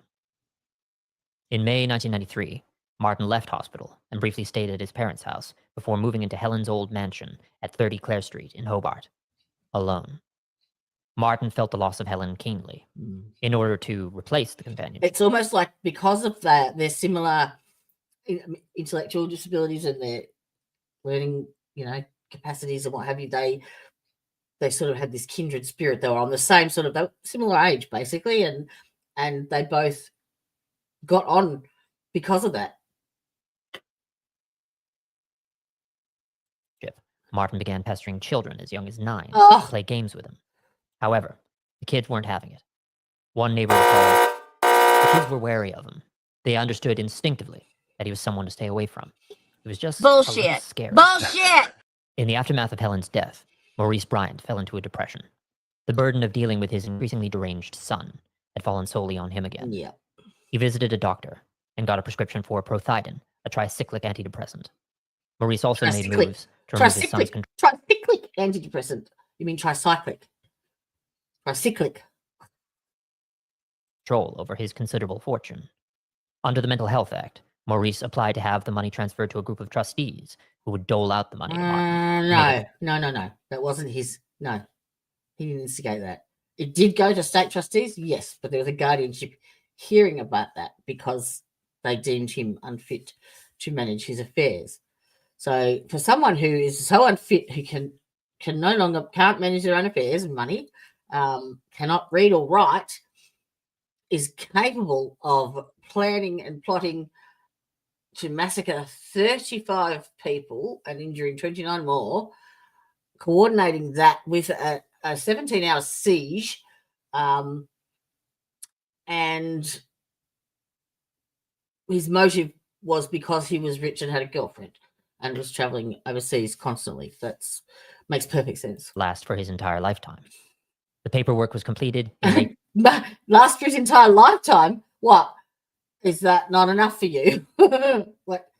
The $625,000 from Helen Harvey, plus the $450 a year income stream every year, plus his father's estate, that's not enough for him. Let me just go back on that because I want to hear what he says again. Under the Mental Health Act, Maurice applied to have the money transferred to a group of trustees who would dole out the money to Martin and make it last for his entire lifetime. The paperwork was completed in late 1993 under the supervision of Martin's mother, Carleen. All right. Meanwhile- And just to reinforce that money never, ever went to the victims of the crime, ever. It's disappeared. It's gone. Poof. Never to be seen again. Maurice put all his bank accounts in his wife's name and signed the accounts for the house utilities over to her. On August 13th, 1993, Maurice Bryant drove to the farm in Copping. At 7:30 p.m., he phoned his wife in Hobart and told her he loved her. He phoned his daughter, Lindy, in Queensland and told her the same. He did not make a call to his son. The next morning, August 14th, a local arrived at the farm to buy a horse trailer that Maurice was selling off. He saw a note pinned to the front door that read, "Call the police." The man did so, and shortly afterward, Constable Gary Whittle arrived at the farm to find no one there. This is sad. Aside from the note, there was nothing amiss, though Whittle did find a bag containing several $1,000s in a vehicle. A search party was arranged for Maurice Bryant, involving police and the local fire department. Maurice Bryant's body was not found anywhere in the house or in the fields. Nope. it was On a August dam. 15th, the search was widened to the surrounding hills, but still without success. On August 16th, divers were brought in to search the 4 dams that were on the property. Maurice Bryant's body was found in the dam nearest to the farmhouse, submerged in about 3 meters of water. There actually are some reports that even suggest that Martin had a hand in this as well. He had a diving belt wrapped like a bandolier across his torso. He had heavily sedated himself with 18 30-milligram tablets of an anti-anxiety drug called Cerevax and drowned himself. The death of Helen Harvey in 1992 And his father. and Maurice Bryant in 1993 removed the last strong constraints on Martin Bryant's erratic and often Rubbish. threatening behavior. His mother, Carleen, remained in his life, but she was not a disciplinarian who could enact a measure of control. She didn't know how And to although Maurice Bryant had hoped that some of Martin's fortune would go toward a caregiver, this did not transpire. Mm-mm. Martin spent his considerable monthly stipend on whatever he liked. So he drifted. He And went was lonely, overseas. He travelled. and his mental health continued to deteriorate. The full force of the psychopathy and stupidity of Martin- There is no psychosis. I will show you the reports from all psychologists. They all state there is no episodes or evidence of any psychosis whatsoever. Bryant, with all its attendant and potential menace, was about to be unleashed upon the world. Oh my god. Now let's layer it. Let's Although layer it on Maurice's thick. death was very likely a suicide, almost everyone in Very Copping likely a suicide. It was. It was. Stop it. suspected Martin of killing his father. See? It did not help that during the search, Martin did not seem distressed and spent the time idly brush-cutting the grass while other people were searching. People in Copping accused Why? Martin to his... Why? Because he was intellectually disabled. He did not know the consequences. He didn't understand it. So he just went on as normal, like he normally did. And that's what you see in the police interviews. Does not understand the consequences of that, of what's happened yet. face, making him feel the full extent of the community's rejection. Now, Joe, while I say that, just excuse me, just have that in your head. So if you are a 10-year-old child and you're told that you are now being charged and sentenced for the unaliving of 35 people, and you cannot really comprehend that and all it entails, including the 35 consecutive life sentences. This man has been in prison for 30 years and has not been allowed to see anybody except his mother. What do you think has been going through his head for 30 years? How has he justified, like, what has he come up with to explain why he's there and why he's being punished? That would just be the biggest torment ever. It's horrible. It's Disgraceful. Martin later sold the copying farm for $143,000 or $312,000 in modern money, and continued to live at 30 Clare Street in Hobart. The 143 grand, most notably, managed to escape the control of Martin's trustees under the Mental Health Act. It gave him a bit of mad money on top of his Mad regular money. stipend. Mad money now, is it? After his father's death, Ooh. Martin Bryant began drinking heavily. He was merely a social drinker before, Oh, but dear. now he began consuming large quantities alone. In keeping with his childlike personality, Martin's favorite beverages were sweet drinks like port, Baileys, and Sambuca, the last of which reminded him of the taste of licorice. Over the next 2 years, his average consumption gradually escalated to half a bottle of Sambuca consumed at breakfast, Really? and an entire bottle of Baileys consumed throughout Lovely. the day. To You this, found that he added a information out smattering of other where? sweet wines and liqueurs. And although Martin was once fined by police for driving without a license, by some miracle, he was never caught in a DUI. Gradually, that. he began to fixate on David and Noeline Martin, Really? elderly owners of several guest houses and B&Bs in the He became fixated. It's descriptive, if nothing else. countryside as the people responsible for his father's death. Maurice Bryant had tried to purchase Seascape Guest House This in is bullshit. 1992, but David and This is them trying to establish a motive. Noeline had beaten him to it. When Maurice had tried to purchase another guest house off them, they refused the sale. Maurice had made a comment to his son that David and Noeline were hogging the market. Martin Bryant must have attached undue weight to that statement Bullshit. and began thinking of David and Bullshit. Noeline as evil people, villains in a Disney film. When Maurice died, Martin somehow made a connection in his mind that David and Noeline were somehow at fault. I've done that before. It's easy. It's beautiful. You just and none of this mixing it with milk rubbish either. It's got to be on ice. I have to make a point. It's me making a point of pointing out the bullshit. A month after Maurice killed himself, Martin Bryant bumped into a woman And that's our debate buzzer. named Marion Larner in downtown Hobart. Marion was a married woman several years Martin's senior, who lived on a farm with her husband, Roger, nearby the Port Arthur historic site. Martin had first met the Larners as a 13-year-old boy when the Bryant family made a day trip out there. Meeting her again as a 25-year-old man, Martin began to fixate on Marion. Really? Over the next few weeks, he bombarded her with seemingly friendly phone calls. But the frequency of the calls got so bad that Marion contacted the police. The cops got in touch with Martin and gave him a warning. Really? The calls abruptly stopped. Didn't document it.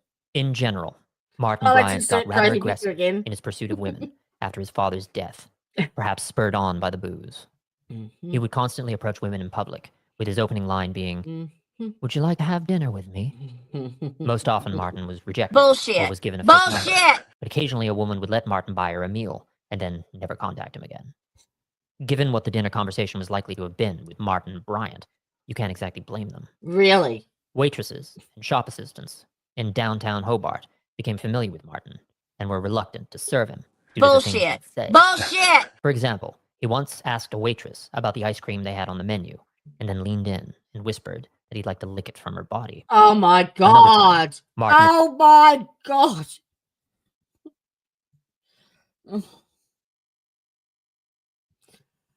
This just gets worse and worse.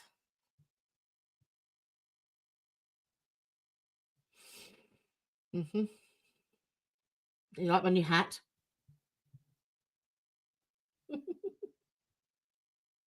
I need to get one that says bullshit. Oh, hang on. I've got something similar. Where is it? I just remembered. Yeah, nah. Oh, look, it's, hang on.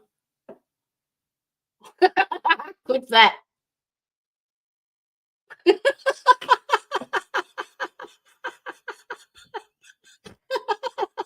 Oh, I cracked myself up. No, that's that's hillbilly true crime.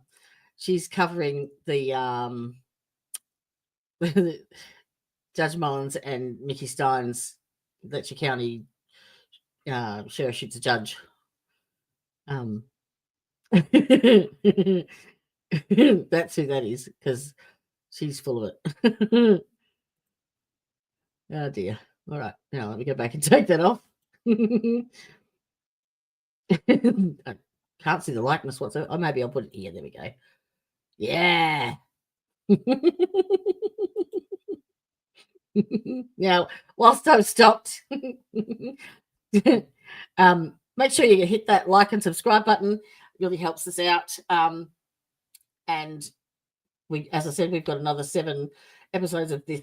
I'm not finished yet, but we've got 7 episodes of this deep dive into Martin Bryant and the Port Arthur Massacre to go. And we will be doing analysis on all of the psychiatrists, all of the whole story. We're breaking it down and, well, not debunking it, but we're showing the real story, so to speak. The bits that weren't ever made available to the public because there was never, ever a trial. And why? Because Martin Bryant's rights were never, ever upheld, both on a legal sense and under the Disability Act because of his intellectual disability, and humanitarian, the way he was treated in hospital after he was admitted from the siege and with the 3rd-degree burns. It's disgusting. What happened to innocent until proven guilty? I know they got him from the cottages where he was arrested, and yes, he was there. But once you actually hear and listen and see what transpired, yeah, okay, I'll leave that to. Approached a heavily pregnant woman in a shopping mall and began stroking her belly. Oh my God. He was eventually banned from that mall. Bullshit! In December 1993, Martin used a bit of his money to travel to Melbourne for the first time, and then traveled on to Singapore, where he stayed in a luxurious hotel for 3 days. Returning home, He actually Martin traveled discovered that many, he had many some times neighbors, overseas. the Kuiper men, Harry and Anitra, and their 3 children. Although they had heard numerous rumors about Martin, in conversation they merely got the impression that he was quite simple in the head. So they decided, quote, the Christian thing to do was to treat him like anybody else, Yes. until he gave us Yes. reason to do otherwise. Let me see. For They the first found a 8 reason. weeks, things went relatively well. Anitra Kuiper took note that Martin conducted conversation like a 2-year-old. Half the time he wouldn't respond to a question or statement and would just bring up something entirely unrelated. Yep. But he seemed harmless, like a puppy. He had a childlike smile and frequently giggled. Yep. For his part, Martin forbore from Now telling remember that, because that's exactly what he does in the police interview. Exactly. And it's not because he's not empathetic. It's not because he's a psychopath or sociopath. It's because that's what he does. He's intellectually disabled. So there is a pattern of behavior. And this is prior to the shootings. Okay? Pattern of behavior. animals, being sexually suggestive, or making any serious threats of violence in Anitra's presence. Martin also socialized with Kuiper's 3 kids, who were 13, 11, and 9. He gave them full run Along of his his yard Langley. and the inside of his house. He went to Kmart and bought them all $26 water guns. Well, that's or generous. What a $55 lovely in modern person. money, so they could all stage water fights in the garden Yeah. together. Several times, Martin took the 3 kids and Anitra into Hobart and treated them all to a shopping spree, just like extremely- Helen used to do with him. He is an absolute mass murderer. Yeah, no doubt about it. And then he bought them all ice cream and took Oh, them to the movies. Martin's mother, Carlene, who knew him better than anyone, got wind of this and phoned Anitra to tell her that she shouldn't let Martin drive them anywhere and to not let the kids get too close to him. Carlene did not supply a clear reason, but from that point forward, Anitra started Bullshit. insisting on driving them all on their Bullshit. shopping trips herself, and she would not let the kids go over to Martin's house for longer than 20 minutes unobserved. can you imagine Nevertheless, what Martin thought Martin's about that? fixation on the Kuiper kids grew, particularly Not fixation. He would be totally like, what? What's going on? Why aren't they allowed? And obviously going over there and saying, can they come over? And being told no, but that's a fixation. He wasn't aware of what had gone on in the background, allegedly had gone on in the background, and he's searching for answers, as anybody would. On their 13-year-old daughter. After 8 weeks had elapsed, with the 3 kids being Martin's best friends, they were over at his house, and he suggested they play a game of cards. He produced a deck of cards that had pornographic images on them. When the kids told their parents, Harry Kuiper went over and told Martin to stop hanging around them. Martin said, "Oh God, I suppose my mother's been phoning you. oh, Harry replied, No, Martin, we really love you. Bullshit. You're very Bullshit. generous to the kids. But we can't have you showing them pornography. It's not anything your mother has done. It's what you did." Martin wouldn't accept it. And over the next 2 months, he tried to reestablish relations. One time, he knocked on the Kuiper's front door and gave Anitra flowers. Another time, less harmlessly, oh, he asked if he let's could put take another crazy picture up. Just reinforce it. Crazy, crazy. Told ya, there's a picture to prove it. 13-year-old daughter to dinner. And whenever he saw the kids out in the neighborhood, he would wave and suggest they come over sometime. Yeah. The kids would reply positively, but never went his over to friends. Martin's house. They had firm instructions to give him a wide berth. The kids, even the young 9-year-old, understood that Martin was not quite right in the head. Mm. And so, Martin Bryant was alone again.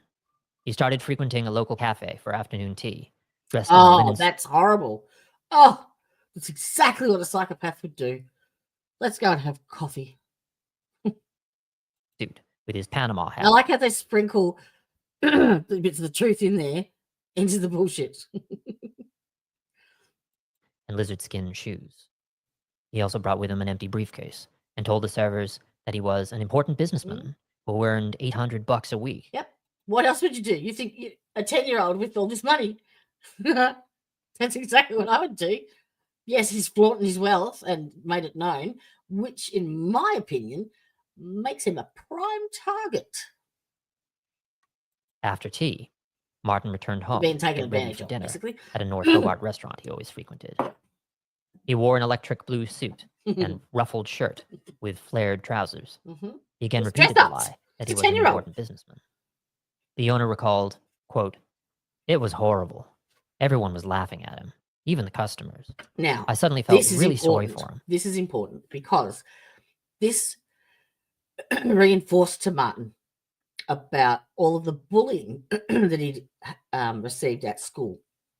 And so this was his biggest fear. This was his biggest vulnerability and insecurity. People laughing at him and making him, like, telling him that he was stupid and an idiot.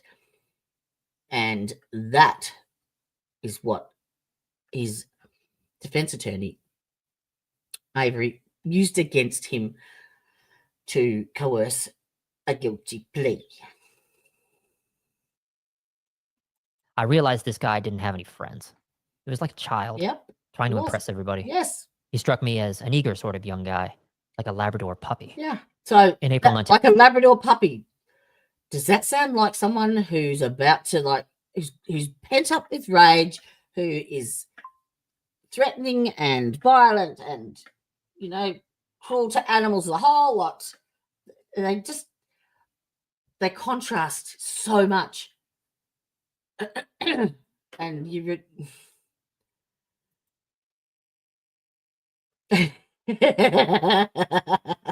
yes. See, in his mind, he's a kid. He's not thinking about the consequences. He's playing dress ups. He's having fun. He's got the money. He can do it. Why not? Who's he hurting? Nobody. But it was his biggest insecurity and vulnerability, and that was used against him. You'll see as we get to that point. In 94, a couple months after things fell apart with the Kuipers, Martin spent some of his April 94, 2 years before Port Arthur.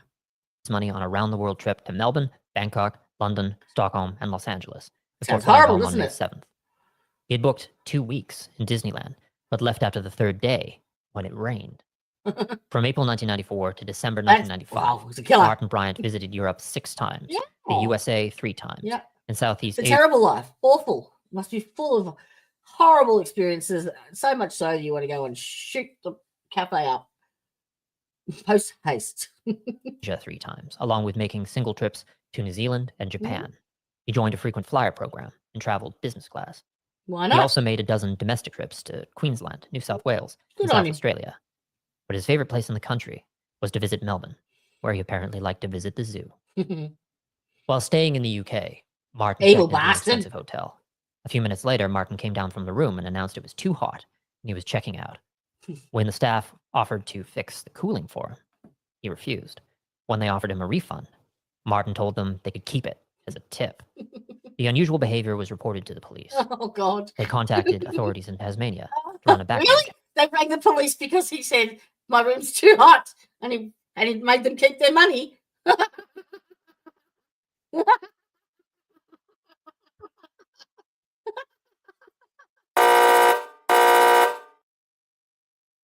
Can you not?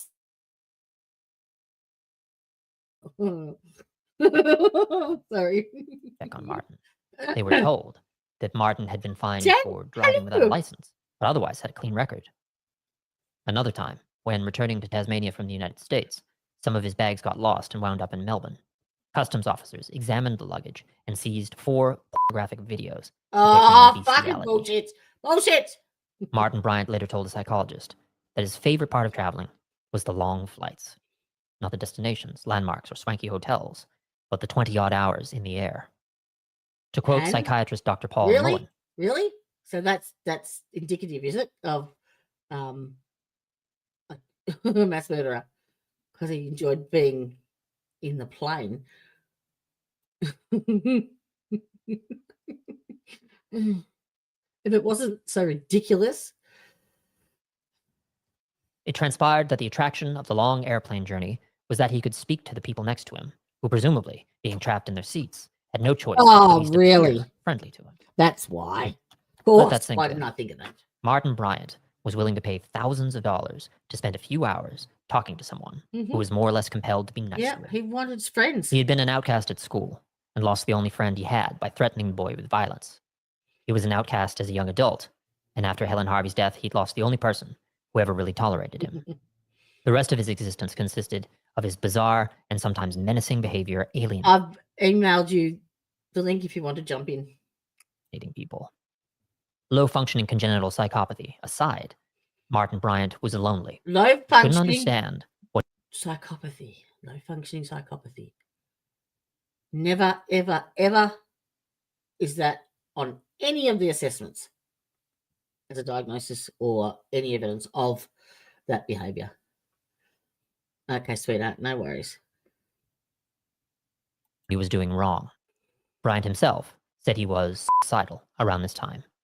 It seems like What's that buzzing? Oh, this me making a point of him telling bullshit. I have to point it out.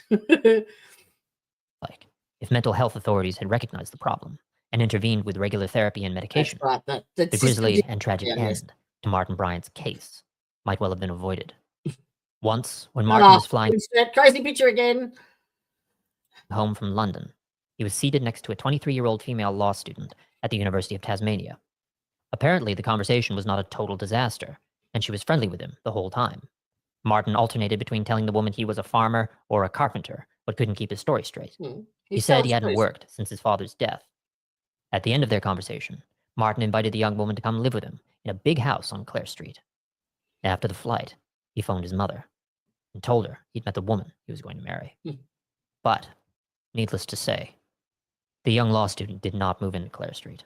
Prior to another one of his trips, Martin called the travel agency and asked what the rules were about carrying firearms on airplanes. Oh, really? The travel agent told Martin to call the airport to get the precise information. He did so, and his call was reported to the police. Really?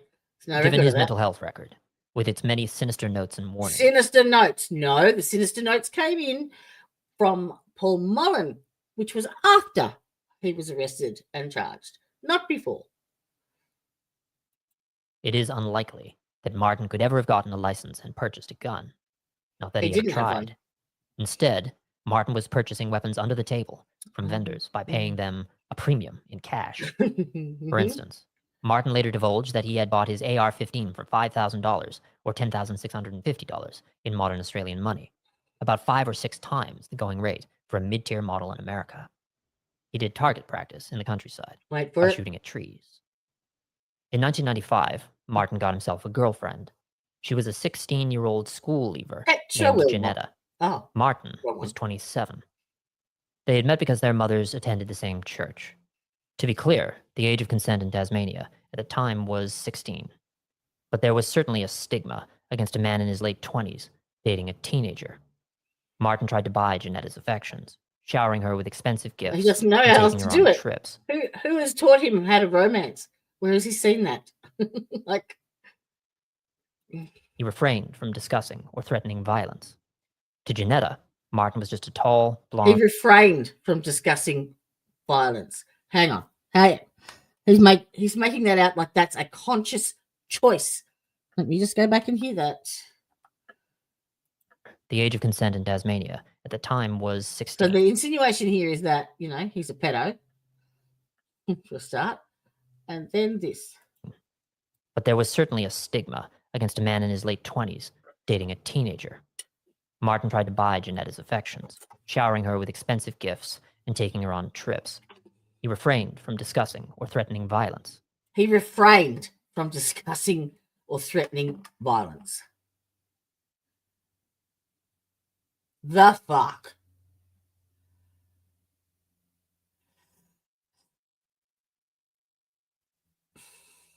To Janetta, Martin was just a tall, blonde, rich, and incredibly stupid young man. All right. And that there is probably the very best description of Martin ever on the face of the planet.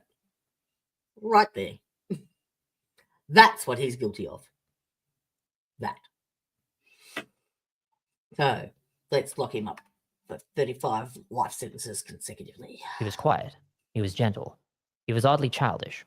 One time, when they were in Sydney, Martin pretended to read the Age newspaper Yep. in an attempt to To seem make intelligent. make himself look better, because that's what he saw other people doing. He can't read it, but he sat there and did it just to make himself look, because that's what everyone else did.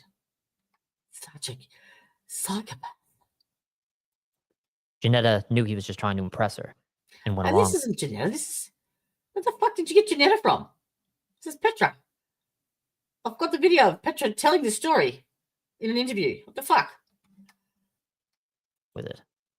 Another time, Martin and Janetta made a day trip south of Hobart in a Unless small boat. Petra is short for Janetta? Yes.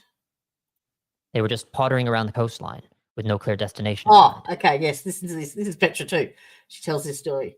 So this is the behavior of someone who has been described as pent up rage, okay? If someone is like that, how would they react to this situation? I bet you it's not how what was it, Jodie? I missed your answer. Oh, it's me. So basically I'm showing you this video because this is the perfect example of what the mainstream media's narrative is about Martin Bryant. And I'm debunking it, showing you that this is actually what happened. And each of those points, I have a buzzer that goes like this. In other words, to make a point, that's the point that this is wrong. It's incorrect. That's what I was making. That's your buzzing noise. The boat engine broke down, and the current started to take them further and further from shore. Martin panicked and burst into tears, screaming that he didn't want to die. Psychopath. Janetta, the 16-year-old girl, kept calm and comforted him until they were rescued. Built up with rage. On a trip to Surfer's Paradise in Queensland, Martin proposed to Janetta, who refused. She told him point blank that he was a bit too dim and reckless, and they couldn't build a future together. She broke up Really? with Martin after the trip. They occasionally ran Sounds into like each she's other a in Hobart. bitch. Martin always asked Janetta to dinner. She always said no. Janetta was Martin's first and last long-term girlfriend before his brief fling with Petra Wilmot in the autumn of 1996, just before all hell broke loose. I don't understand that because I've got video of an interview with Petra Wilmot telling both of those stories. Just saying. Countdown to Armageddon. Sometime in early 1996, Martin Bryant drove out to Seascape Guest House, on the edge of the Tasman Peninsula, roughly 80 minutes east of Hobart. There, he met David and Noeline Martin, who owned the house, along with several other holiday properties in the area. The purpose of his visit, Bryant revealed, was to buy Seascape, just like his father had attempted to do in 1992. Oh, shit. David and Noeline said He they did weren't actually make interested an offer, in selling but the place. Martin that wasn't his pressed them intent. and offered them a huge sum of money, many times what the property was worth. In his mind, he was trying to correct a wrong that had led to his father's death. Noeline replied that they weren't interested in selling, no matter how much money Martin offered them. We do not know what Martin's reaction was, or whether he threatened violence. Really?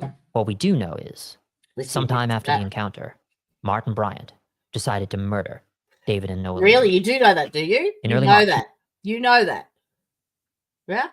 Well, you know that. Big call. It was never proven, was it? No. No. Why? Why? Well, let me see. Perhaps being coerced by your attorney to plead guilty and blackmailed to do it. Maybe that had something to do with it. Just saying. 1996, Martin placed a classified ad in the newspaper searching for a gardener for 30 Clare Street. One of the people who answered the ad was 20-year-old TAFE student Petra Wilmot. She thought it would be an easy way to earn a little extra money. Martin hired her, and before she had even so much as pushed a leaf, asked her out. Martin Good on him. splashed less cash on Petra than on Janetta, and he didn't take her on any fancy trips outside Tasmania, just a few drives into the countryside. Martin was also careful not to fly into a temper or discuss violence around He her. was careful not to fly into a temper or discuss violence around her.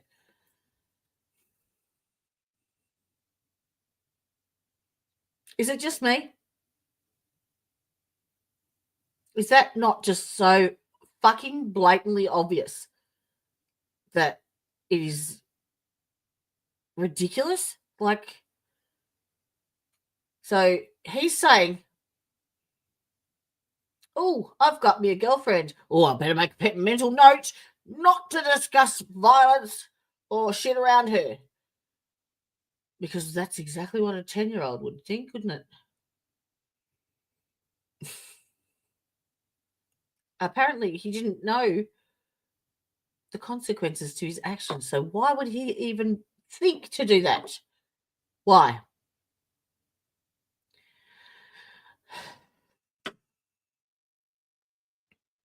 Next, he'll be making fucking 2:27 a.m. Google searches. As far as she knew, Martin was just a gentle, quiet young man. Oh, as far as she knew, Martin was just a gentle, quiet young man who avoided talking about violence with her. Sounds fair. They genuinely seemed to enjoy each other's company. On March Wow. 13th, 1996, news circulated around the world of the Dunblane Massacre in Scotland. Former shopkeeper and suspected pedophile Thomas Watt Hamilton had Oh, really? And suspected pedophile. I'm going to have to deep on that one. Hang on. Where's my pad? Oh, casting aspersions left, right, and centre. I'll play this. I'll go and get a pen. Good memento. used 2 Browning pistols and 2 Smith & Wesson revolvers, along with 743 rounds of ammunition, to murder 16 children, all 5 years old, and 1 teacher at a primary school, before turning the gun on himself. It is theorized that the news of the Dunblane Massacre inspired Martin Bryant to commit a similar crime of his own. He wanted to murder David and Noeline, and he was feeling suicidal at the time. Bryant concluded that if he was going to murder 2 people and effectively end his life, he might as well make as big an impact on the world as possible by taking a bunch of strangers with him. Bullshit! Forensic psychologists hypothesize that the reason why shooters do this is for a feeling of power, to feel like they are leaving the world as a notorious and fearsome villain, rather than as the failure of a human being that they really are. According to Bryant's stunted and addled mind, he had a justification for murdering David and Noeline. They were responsible for his father's death. But there was no such justification for murdering a bunch of strangers. Martin's congenital psychopathy took care of that. He felt no Bullshit. empathy for them. Bullshit! They weren't innocent human beings. They were targets.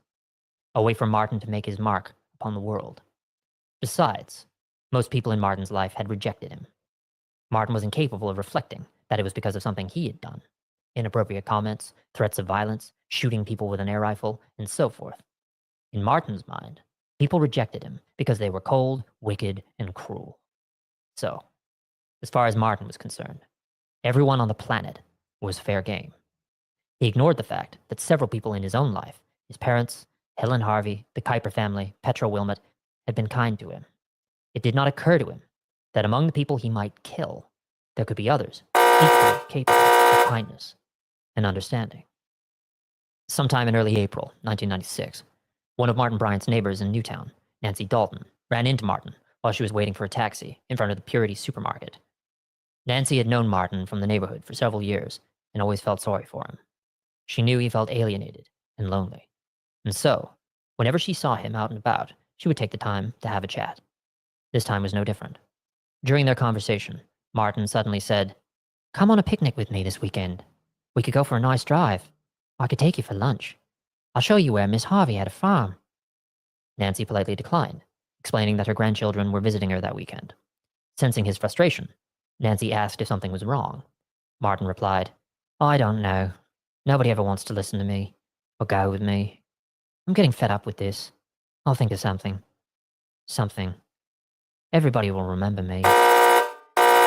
Nancy began to assure Martin that she would go with him for a picnic if she could, but Martin had already walked away and was hurrying towards his yellow Volvo. On April 25th, 1996, Martin and Petra spent Anzac Day together in the countryside at Richmond Historical Site. Although he and 26, so this is 2 or 3 days before the massacre. Petra had an enjoyable day, he seemed irritated by the tourists there. On the 26th, Martin and Petra had lunch in central Hobart. On April 27th, they went to a farmer's market and bought vegetables. That evening, He must be they went to planning a Carleen massacre Bryant's then. house for dinner. Carleen used the vegetables Martin and Petra had bought that day. Neither woman noticed anything particularly amiss with Martin, at least not more than usual. After dinner, Martin and Petra went dancing at the Cadillac Club and left sometime around midnight. Returning to 30 Clare Street, Martin set his alarm clock for 6 a.m. You would think he'd want to get a good night's sleep with the busy day he had the next day, wouldn't you?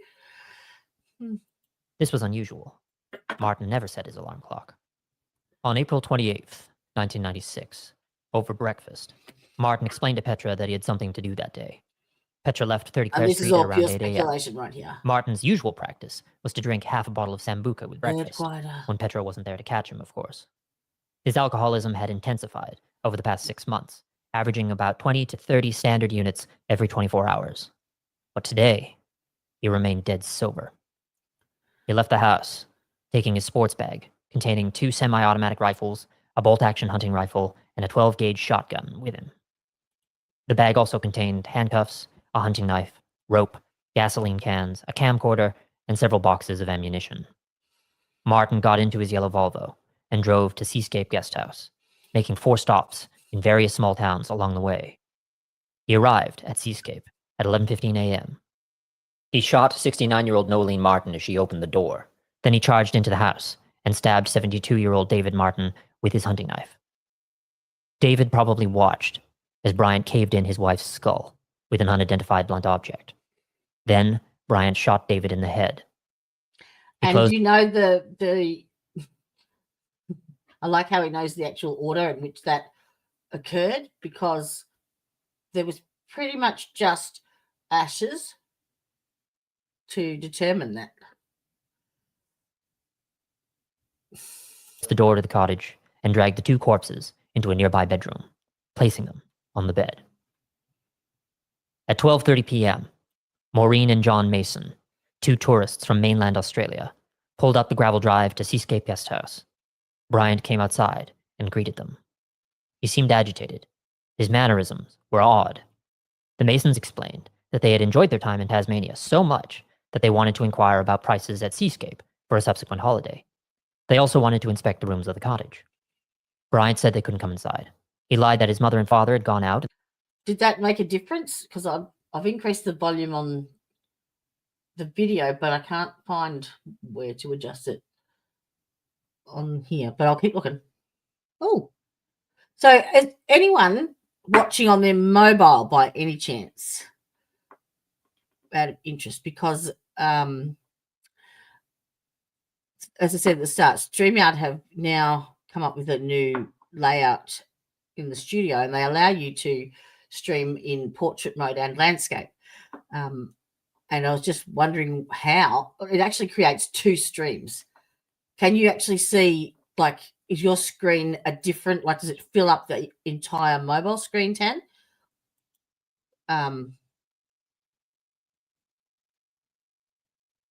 Yeah, because how's the guy? The guy's louder. I was able to turn the video down. Oh, okay, cool. All right, sweet. I'll try not to use it as much. I was making a point. Can you take a screenshot, please, of your mobile of what you're seeing so that I can see what you're seeing and know what to adjust? Should I need? Oh, I know. Should I need to? You have two streams going. Yeah, yes, that's right. Yep. That's how StreamYard have set it up now. It's just bizarre.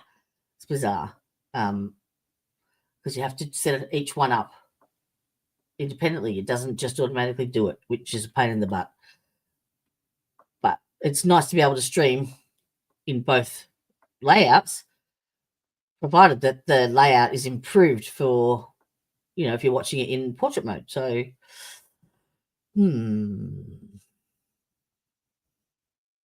Nat, quote, "I've got my girlfriend inside." Disappointed and slightly annoyed, the Masons got back into their car. As they drove away, Bryant stood on the front doorstep, his arms folded, watching them. Once the Masons were out of sight, Bryant locked the cottage, got into his Volvo, and tossed the keys to Seascape into his glove box. A short distance down the Arthur Highway, Bryant pulled over and spoke to two young women who were having car trouble.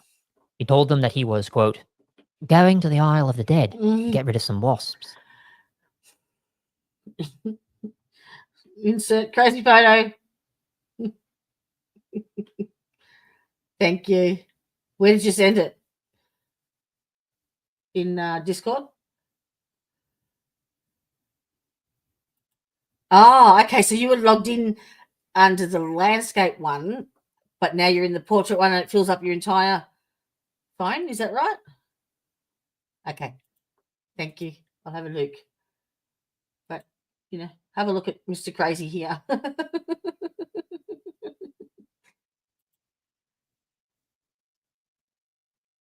Oh, okay. I think you're in landscape mode too. So you need to flick to the other one. Now, I noticed when I went into YouTube, the one that is the portrait mode has a little like a little mobile icon in the title. So have a look at that and see if you get a different view, because it should fill up your entire screen. Basically, I don't know how to. Hang on, I will take a screen grab of what I can see and what it's supposed to look like, so you can compare. Ready, steady, spaghetti. And save. Pictures. Martin. I think that might be my groceries.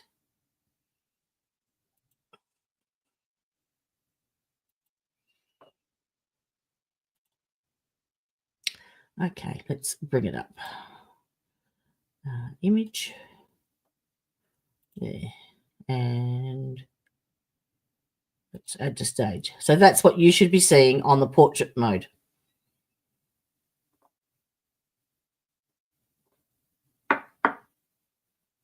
Oakley dokley. So yes, your layout is the wrong one. Oh, no, maybe it's not. Oh, I don't know. I have no idea. I just and I increased the size of the font for the chat too, so that you can see it clearer on your mobile. Hopefully that helps. I'll decrease it again now and see if it makes a difference. And let you know. Thank you for doing that. It's hard to see what you're seeing. Let's go back to Crazy Face.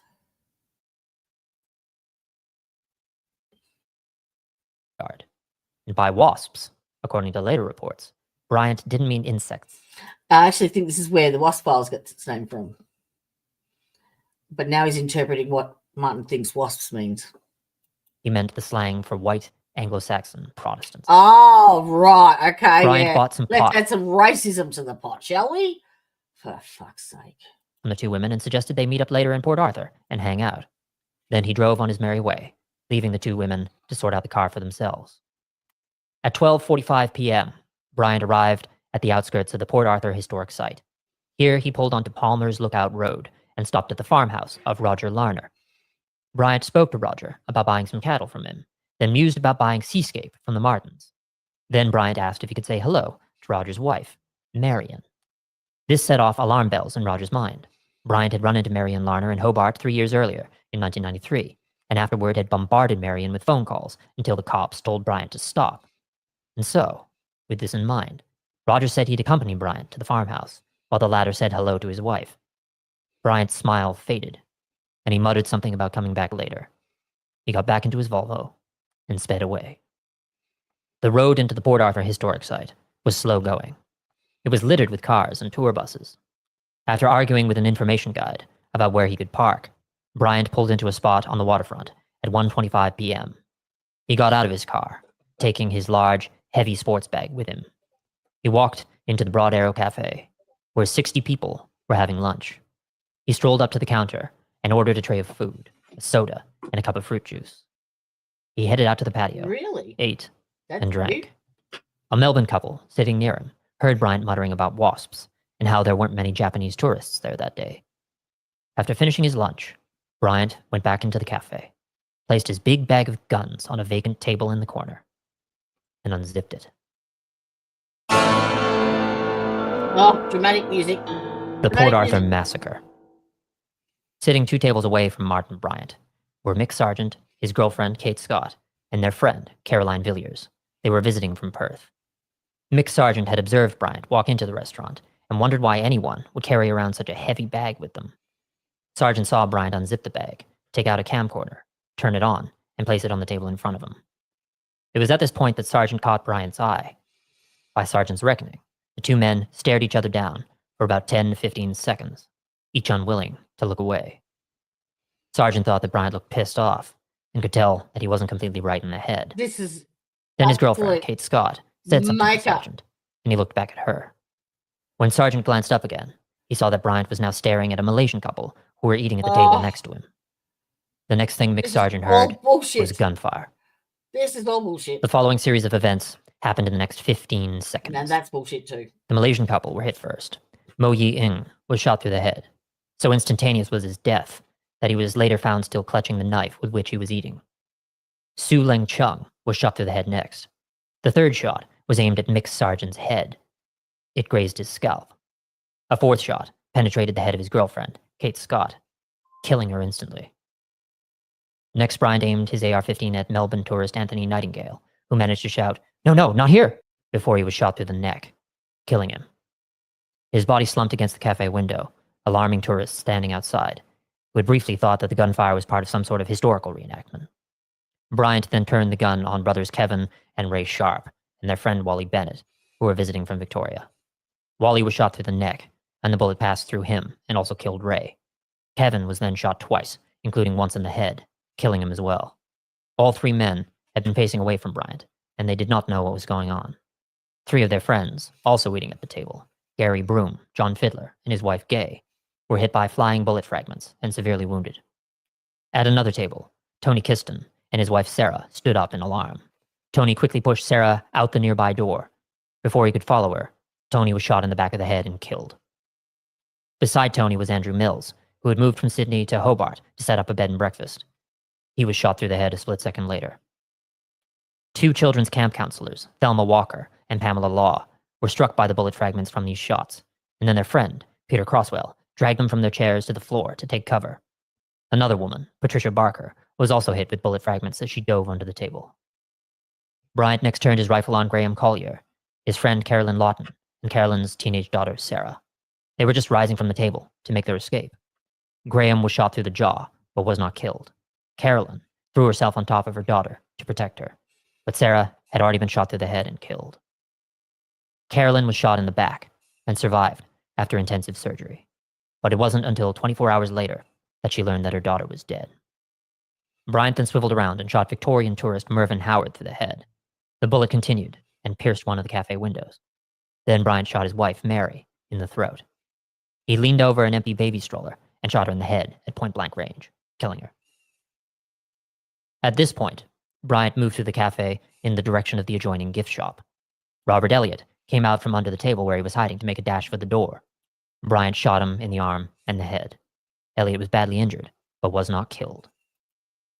17 shots, 15 seconds, 12 dead, 10 wounded. Entering the gift shop, Bryant immediately opened fire on the two young women behind the counter, 17-year-old Nicole Burgess and 26-year-old Elizabeth Howard. Both were killed. Meanwhile, Victorian tourist Dennis Lever pushed his wife, Coralie, and their friend, Vera Jerry, behind a clothing display before, a second later, he was killed by a single shot to the head.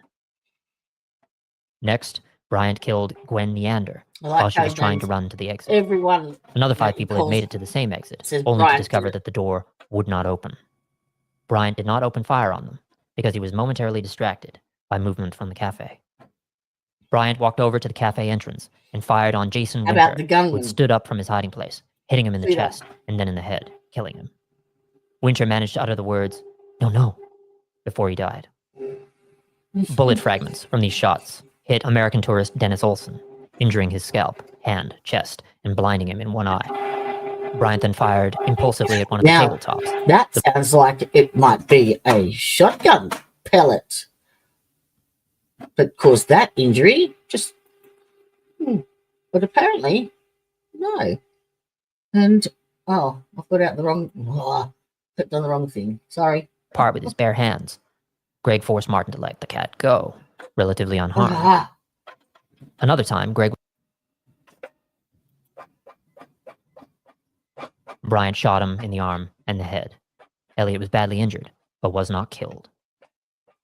17 shots, 15 seconds. Bryant tried to shoot the unidentified Asian male tourist, but discovered his rifle was out of ammunition. He walked over to the gift shop counter, took out a fresh clip, and reloaded. He left the empty clip on the counter. Rather than kill the remaining 2 people by the exit, he walked back into the cafe, retrieved his camcorder, slung the sports bag over his shoulder, and walked calmly out of the building. 29 shots, 90 seconds, 20 dead, 12 wounded. Now, that would take some doing. Pretty good high rate of bullets to fatalities. You'd have to be pretty adept at, weaponry control and accuracy. Do you think a 10-year-old could do that? Bryant stood on the steps of the cafe, taking pot shots at people in the parking lot. Bus driver Royce Thompson was hit in the back, fell to the ground, and crawled under a bus for cover. He later died of his wounds. Cafe employee Bridget Cook was struck in the right leg, and the bullet lodged in her thigh. Winifred Applin was running for cover inside a bus when she was shot in the side and killed. All right, now, just FYI, there were 200 people, witnesses in that cafe. Maybe I'll just put a poll up. I'll put a poll, all right? I want you to tell me how many of those 200 people identified Bryant. Okay, we'll do the poll now. Her friend, Yvonne Lockley, had a bullet graze her cheek before she leapt onto that same bus. Next, Bryant shot Janet Quinn in the back. She fell to the ground, paralyzed. Another shot hit Doug Hitchinson in the arm, and he fell to the ground. Then Bryant walked over to his yellow Volvo. He swapped from his AR-15 to his SLR semi-automatic rifle. Then Bryant got in the car and sat in the driver's seat for a few seconds, perhaps thinking about what he would do next. Then he got out of the car and took some pot shots at some tourists on the other side of the parking lot. None of the shots hit anyone, and a few of the bullets embedded into the trees. Bryant walked over to where Janet Quinn lay on the ground. He shot her again in the back.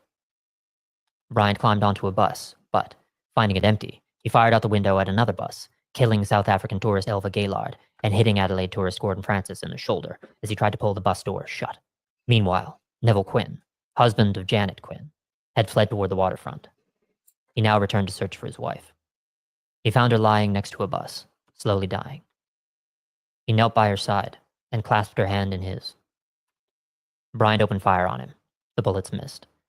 Neville scrambled to get inside a nearby bus. Bryant followed him aboard.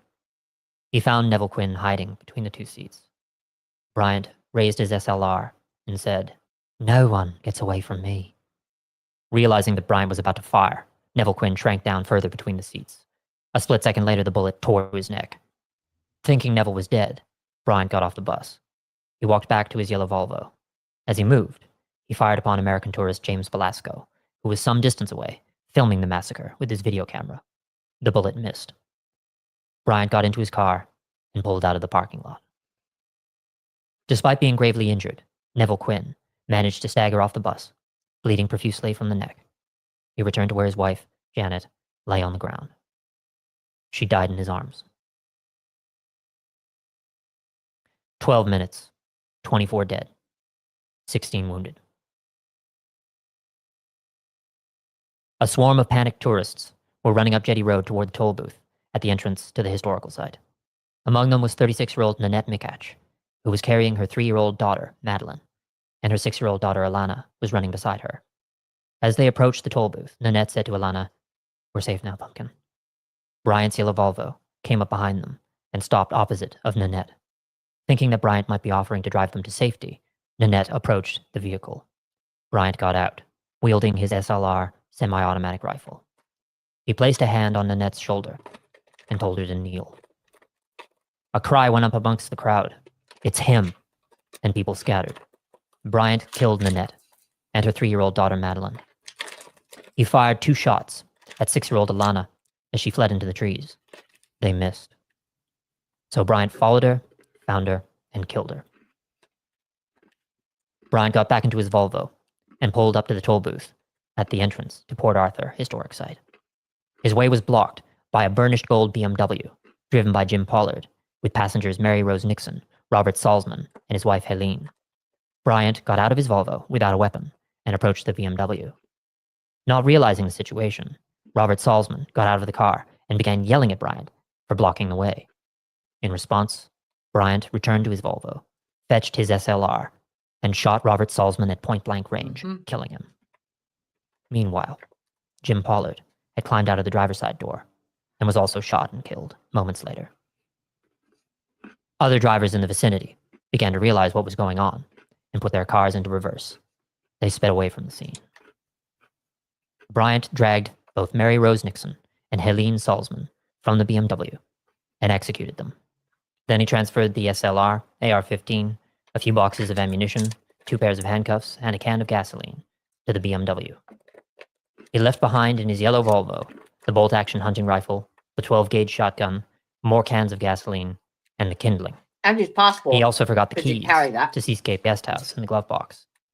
Before climbing into the BMW, Bryant fired 1 shot at a car driven by Graham Sutherland, which also contained his wife and 2 sons.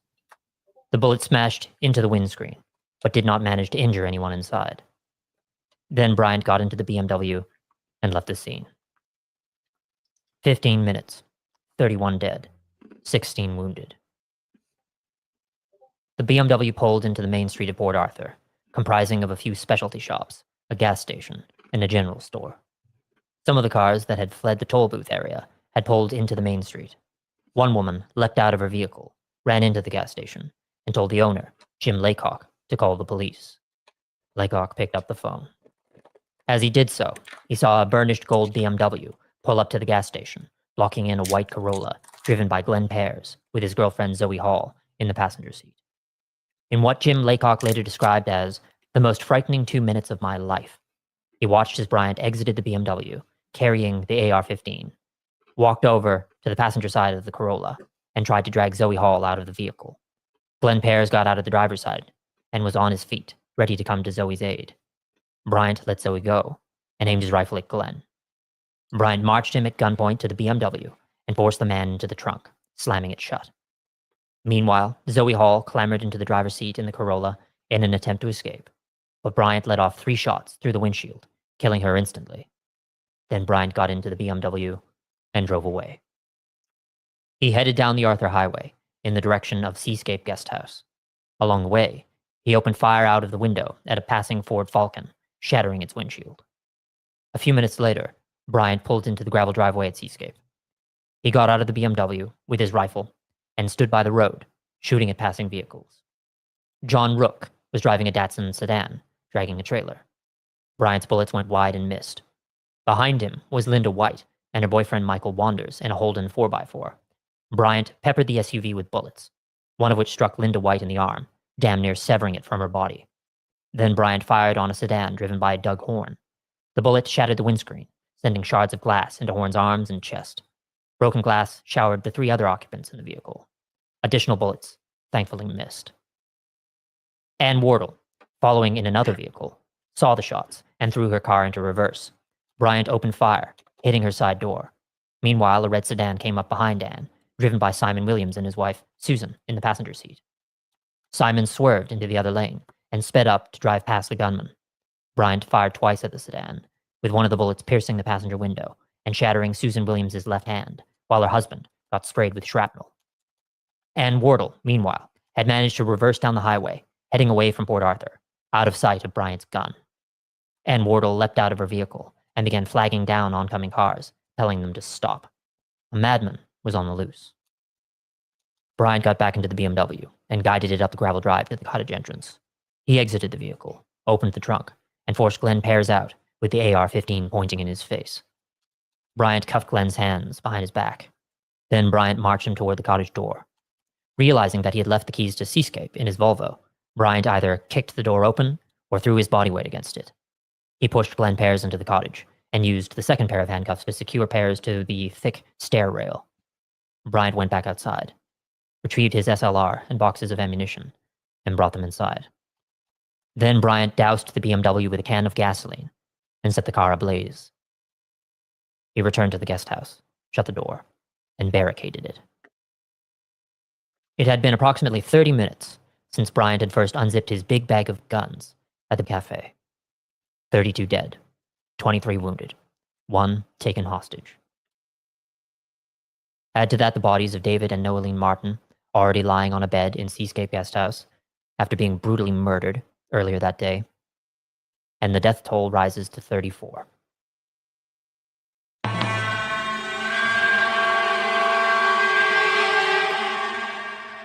Siege. Police constables Paul Hyland and Gary Whittle arrived at Seascape Guest House just after 2 p.m. to find a BMW on fire in the driveway. No sooner did the officers exit their vehicle than Martin Bryant opened fire on them from Seascape's front window. The 2 constables retreated to a muddy ditch at the end of the driveway and crouched down as bullets whizzed all around them. The local cops were horrendously ill-equipped, only pistols against Bryant's 2 semi-automatic rifles. Bryant continued to pepper the top of the ditch with bullets while the officers radioed for help. Over the next 2 hours, over 500 officers, roughly half of Tasmania's police force, were deployed in a wide perimeter around the country cottage. The Melbourne Special Operations Group, the Aussie equivalent of SWAT, and additional police reinforcements were flown in from the mainland. A command post was set up in the nearby town of Tirana. Because of the range of Bryant's guns, the police did not assemble too close to Seascape. Constables Whittle and Hyland wound up spending 8 hours in the ditch in front of the house until they could be extracted under cover of darkness.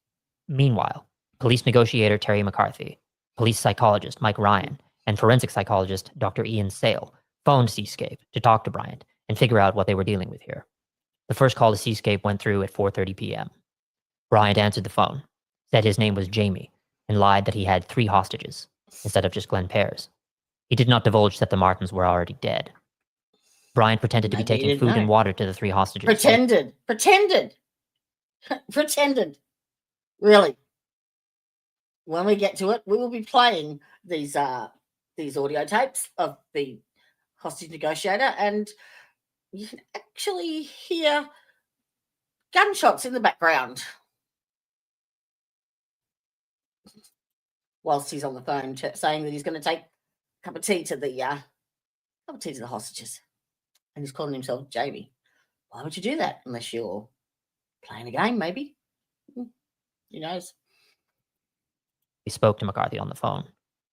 Bryant demanded a helicopter to fly him and Noeline Martin to Hobart, where he intended to board a flight to Adelaide.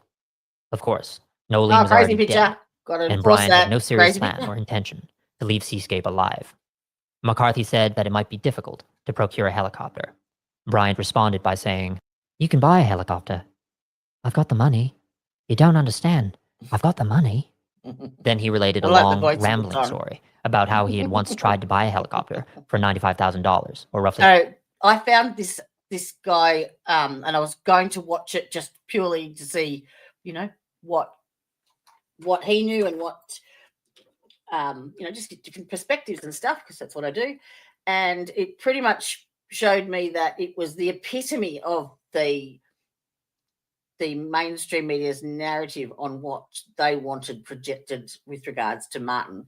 And so I thought I would use it as like a reaction video to show you how that has evolved and how that is perpetuated, because this is only like a couple of years old. So it continues to be perpetuated to this day. The bullshit. And yes, it's like a porn stash. Big 70s porn stash. 200 grand a day when he saw one advertised in a Hobart newspaper. McCarthy asked Bryant how he was feeling. Bryant said, "Relaxed. It's just like being on a Hawaiian holiday." McCarthy asked why. Bryant answered, "I don't myself rightly know." McCarthy made 5 more telephone calls to Seascape Guest House between 5 and 9:30 p.m. Now, Seascape is just an enigma to me, because it absolutely makes no sense whatsoever. And I really, really, really want to delve as deep as I can into that. I'm actually waiting for Andrew McGregor to contact me, to get back to me, because he is he's a retired Victorian police officer who probably knows more. Like he got called to go down there. So he's a first-hand witness and good source of evidence, basically. So, yeah. Andrew.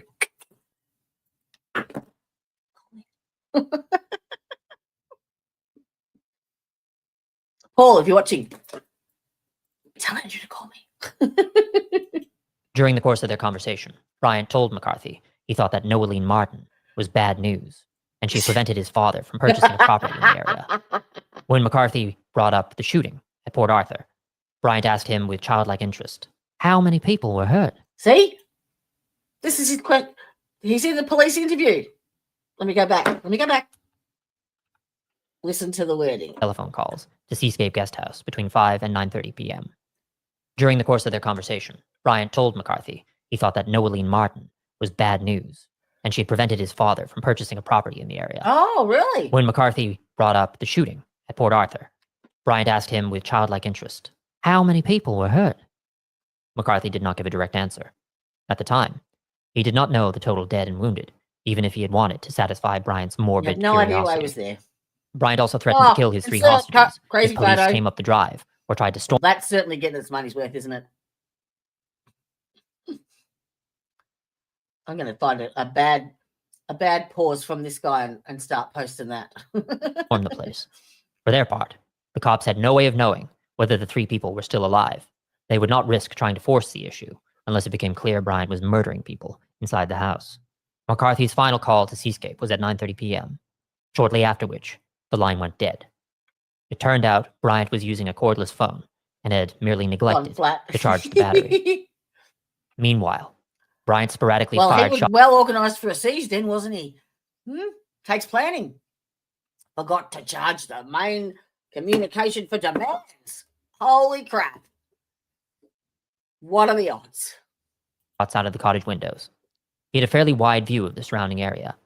Not too many trees blocking his vantage, and fairly wide open gardens. Wide open. A cloudless, moonlit sky. And I'll just have you note too, the entire siege, not one person was injured or harmed. In fact, when someone was noted, like one of the special ops guys was trying to make advances. Martin calls the hostage negotiator and says, tell him to come back. So why would he do that when he could have clearly taken a pot shot at him and killed him? Because, I mean, what's one more after 35, really? Like, yes, he was in there. Yes, absolutely. He was there. And they arrested him the next morning because they set fire to the cottage, and he came out, like, funnily enough, don't ask me, like, if you're going to set a cottage on fire and you're dousing it, the accelerant would splash on you where? Would it splash on you on your front or your back? Because he came out with his back on fire. That I have to find out. Like, there is, the story that they showed you, or they told you at the poll booth, sorry, where the two cars were there, both the Volvo and the gold BMW. Now, one of the witnesses, which I will get to because I have to break it up into sections because it's so in depth, but one of the people that worked at Port Arthur at the toll booth has an interview with Paul Motor from the Wasp Files, and he actually lost his wife. She was one of the ones serving in the cafe, and he interviews him as a two-part interview on the Wasp Files, and he even says it wasn't Martin, but he says that both of the vehicles were there at the toll booth at the same time, and the gold BMW was parked in front of the Volvo. And he said the Volvo had 4 occupants in it. The shooter was in the driver's position, and the people in the car weren't scared or petrified or anything like that, but they each got out and ended up having an argument of some sort, and they all wound up dead. But the guy that the toll booth operator, like from that area, they said it wasn't Martin. And I've got a feeling that perhaps Martin was at Seascape the entire time. Well, my theory is that someone named Jamie has befriended him, basically because he's an easy target to get hold of his money. Let's play a game. You can be me today and I'll be you. So that explains if he dons some, blonde wig and impersonates him and drives his car, and uses his gun and just so happily travels with his passport. And I don't believe it. Martin left that cottage. He stayed there pretending to be this Jamie, like it was a role play. And that would explain, when the other guy gets back to the cottage, that you can hear the gunshots in the background while Martin's on the phone. And I haven't gone to it's yes, the story goes that on his way from Port Arthur to the cottages after the massacre, that he stops to buy petrol, and that's when he takes the hostage and kills the wife, the girlfriend. He actually did that on the way there too, allegedly. So, but yeah, the gold BMW was what was used to get from the cafe up to the toll booth. Like, it's the only bit of footage, and it's grainy, and it's like the back of him. The only bit of footage of the shooter is that trip from the cafe to the BMW, and he's got a big long black coat on of some sort, and that you don't see the face. So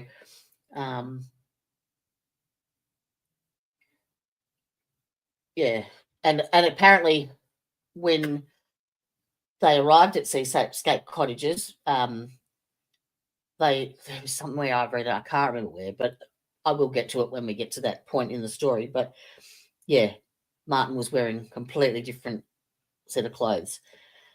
But my point was that if you're going to set if you're going to set this place on fire, you don't douse yourself on the back with the accelerant. That doesn't make sense. And there's also the way the guns were found. Now, one of them was found on a roof of one of the cottages, a fair distance away. But both of them had been damaged to the extent where they could never be ballistically tested again either. So it was the AR-15. There was actually like an explosive device put into the barrel or whatever it is, wherever you put it, and exploded so that it completely wrecked the inside so that it could never be traced. Now, a 10-year-old's not going to think of that. That's not something that he would even like. Well, I wouldn't have even considered that. It's just bizarre. It's really, really bizarre because there's so many anomalies. Like, witnesses saying that they're treating, the first responders down there are saying that they're treating shotgun wounds, and yet they say that there's a shotgun in the bag, but they say it wasn't used, and there's nothing in the autopsies, and there's nothing in the injuries. It's like, and you've got witness statements saying this. It's just, again, more questions than answers, basically. Let's test it. So you got it. You can test it on my mother-in-law, my stepmother, step monster. No. I'll nominate her. To detect movement in the shadows. Why? Police gave the cottage a wide berth because of the gunfire. The only vital operation was extracting the 2 trapped police officers at 10 p.m. When the team moved in... That's what I was going to, yeah. So he's surrounded by special ops, and yet not one person dies. And also, there is there was a helicopter and someone else in the special ops, and they had 2 opportunities, and it's recorded, and it comes across on the radio. We have the lone gunman on the roof, we have sight, we have engaged,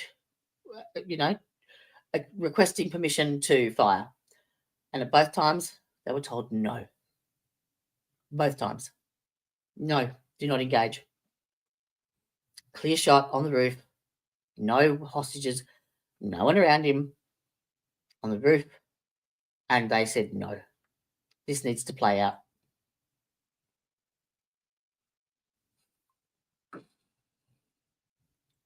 Now, the first responder, it's her name is Wendy Skur, and I've got her interview.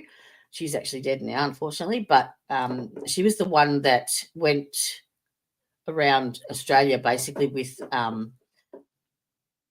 Andrew McGregor, telling the truth of the Port Arthur Massacre, because they were there, and she was an employee of Port Arthur, who had just been taken over the year before by some business company, but she was employed in like the first aid officer. Basically, she was the one training everyone to do CPR and all that stuff, and she did work for St John's Ambulance as well, so she would train people in the community. And she was also a tour guide, which was what she was performing that day. And she walked in and saw the gunman sitting on the front porch of the cafe, and they pretty much nodded at each other. She went inside and decided that she was going to go out the back way because there was too many people in there. And the second that she did that, that's when the firing started. So she was very, very lucky that she, in that 10-second gap was, didn't stop and linger. So she basically was on scene and started triaging immediately as soon as he left the cafe.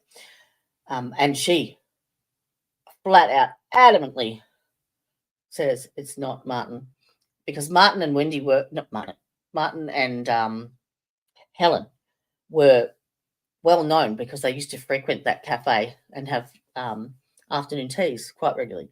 So he was known. Oh, there is more questions than answers. Absolutely more questions. It's the biggest. That's why it's taken me so long to put together, because there is so much to try and analyze and understand. And you've got to sift through the bullshit as well. So basically what I'm going off is like, and it's even hard to do that because, court records and stuff. And most of it's redacted, like the actual hearing where he's pleading guilty. The transcript starts at page 50. Like, it's so heavily redacted, and the rest of it is sealed. It's under seal. So read that the valet guy talked to Martin right before it happened, and he had the gun. The valet guy, I don't know who that is. The gun bag is a question, like, because the girlfriend, Petra Wilmot, claims that bag was purchased like the week before at Maya, and that there were all these special requests that he had to, like, it had to be a certain length and size and all this stuff. But I don't know who to believe, and given that there's so much bullshit flying around, who knows? But what would a retired police officer have to gain? What would a victim, like Wendy, actually got she got harassed so badly by the community because she actually came out and said that she saw the shooter and it wasn't Martin. She was absolutely harassed by the community. And so were the nursing staff and the doctors at the hospital that treated Martin after he came out of Seascape. So, there was a lot of community pressure on the police to try and get a conviction. So, put two and two together. I don't know. He was just, and then, like, okay, well, let's put numbnuts. Let's nominate numbnuts because he doesn't know left from right or right from wrong. So let's just, easy. Then once he was incarcerated, he was isolated completely for 3 years. Carleen, his mum, couldn't visit at all. He had no visitors. He had no mail. I've got letters that show from the prison and from Carleen that she's requesting to see him, and they're saying no, he doesn't want to see you. He doesn't want to read your letters. And in the 30 years that he has been incarcerated, she has been the only person that's been allowed to actually visit him at Rysden Prison. Every media interview has been denied. Every other interview has been denied or request to visit him. So the only way that I can see because like there's so many of his rights that were not upheld, so many, his own defense attorney coerced him into it. And he admits it on a video. Right to trial. There was no attempt made for a trial. They didn't want a trial. They didn't want anything. They wanted him to plead because IQ of 66, probably not fit to stand trial. If they went to trial, then all of the evidence would have had to have been exposed for the public to see. This way they could keep it under wraps and seal it. They basically just jailed the village idiot. So, yes, I'm trying to answer all these questions. And I'm happy to share the Dropbox and everything with you if you want it, so you can make your own minds up. And I encourage you to go and watch the WASP files as well. And yeah, do your own research, because you don't dig, you don't find, you don't know. They kept their movements slow. I should have said that to Proctor. Actually, I saw a quote up there. I missed it. Where is it? So many questions. How did she know the person she saw was the shooter? Yeah, he had the bag, the camcorder. I can't remember exactly what she said, but I will be playing the interview. So, yes. If I'm still up, yeah, it's only 3:30 in the afternoon. I'm busting for a wee, so I'll keep playing this and I'll go for a twinkle. Right, and close to the ground. The constables were rescued without the team being detected. But remember, just watch it with a grain of salt, okay? Whilst I'm here and I haven't got my buzzer. Over the course of the night, Bryant fired 250 rounds in random directions. Bryant's guns went silent between 4 a.m. and 6 a.m., while he presumably slept. Police still did not storm the house because they had no way of knowing for certain if Bryant was asleep or if the house was booby-trapped. And even if he was asleep, there was no guarantee that Bryant wouldn't have time to wake up and kill a hostage before he was cut down or apprehended. At 6 a.m., April 29th, 1996, the sporadic gunfire resumed. Bryant was obviously awake. Police settled in for the second day of the siege. Amidst the renewed gunfire out the windows, one of the shots may have gone off inside. At some point that morning, it is thought, Martin Bryant shot and killed his hostage, Glenn Pears. It is also possible that Pears was murdered at some point during the night. At 7:45 a.m., police noticed that smoke was billowing from the second floor of Seascape Guest House. 10 minutes later, the fire spread to the ground floor. Bryant's ammunition started exploding in the heat. The fire might have spurred police to move in, but the combusting ammo sounded like gunfire, making it too risky to advance. It is likely that Bryant intended to die inside Seascape Guest House, but the pain of burning to death proved too much. Instinct kicked in. At 8:15 a.m., Martin Bryant suddenly burst out of the front door, his clothes engulfed in flames. Bryant ran around the back of the house. He stripped off his burning clothes and reappeared at the front of the cottage, completely naked. He dropped to his knees on the lawn. Police moved in and cuffed his hands and legs. Then they carried him to a waiting ambulance. He was taken to Royal Hobart Hospital and treated under heavy guard. He had sustained second and third-degree burns to his legs, back, and buttocks. Meanwhile, Seascape Cottage continued to crackle and crumble. Firefighters were brought in. The inferno was eventually tamed. Investigators quickly found the charred remains of Glenn Pears, cuffed to a railing, and David and Noeline Martin lying together in one of the bedrooms. 35 dead, 23 wounded. Among the fatalities were 2 children.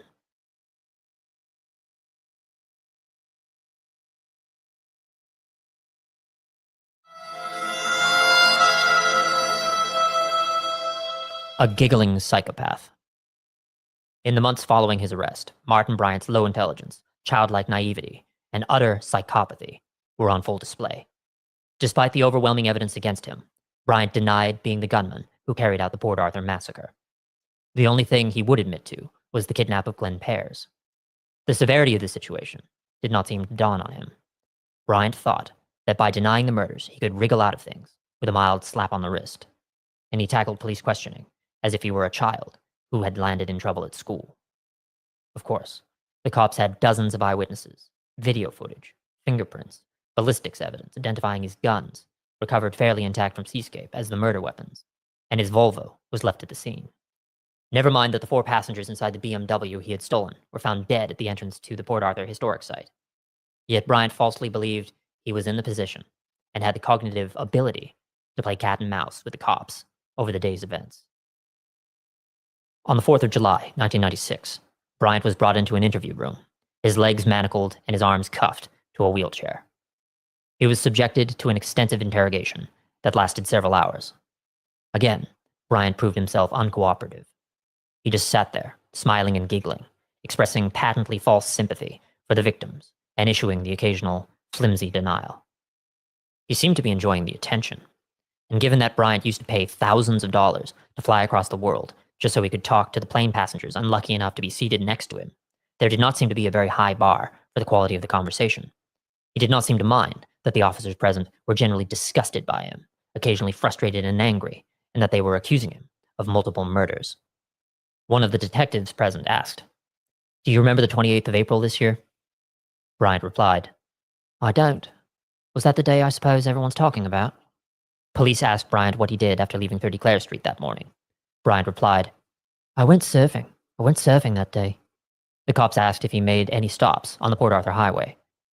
Bryant admitted to stopping to get a coffee. He did not mention the other stops, and outright denied stopping in the town of Sorel to buy a bottle of ketchup. He laughed and shook his head. "What would I need a bottle of tomato sauce for?" To this day, we still don't know why the hell Bryant bought it, but there may not be a rational explanation. We aren't dealing with the most rational mind here.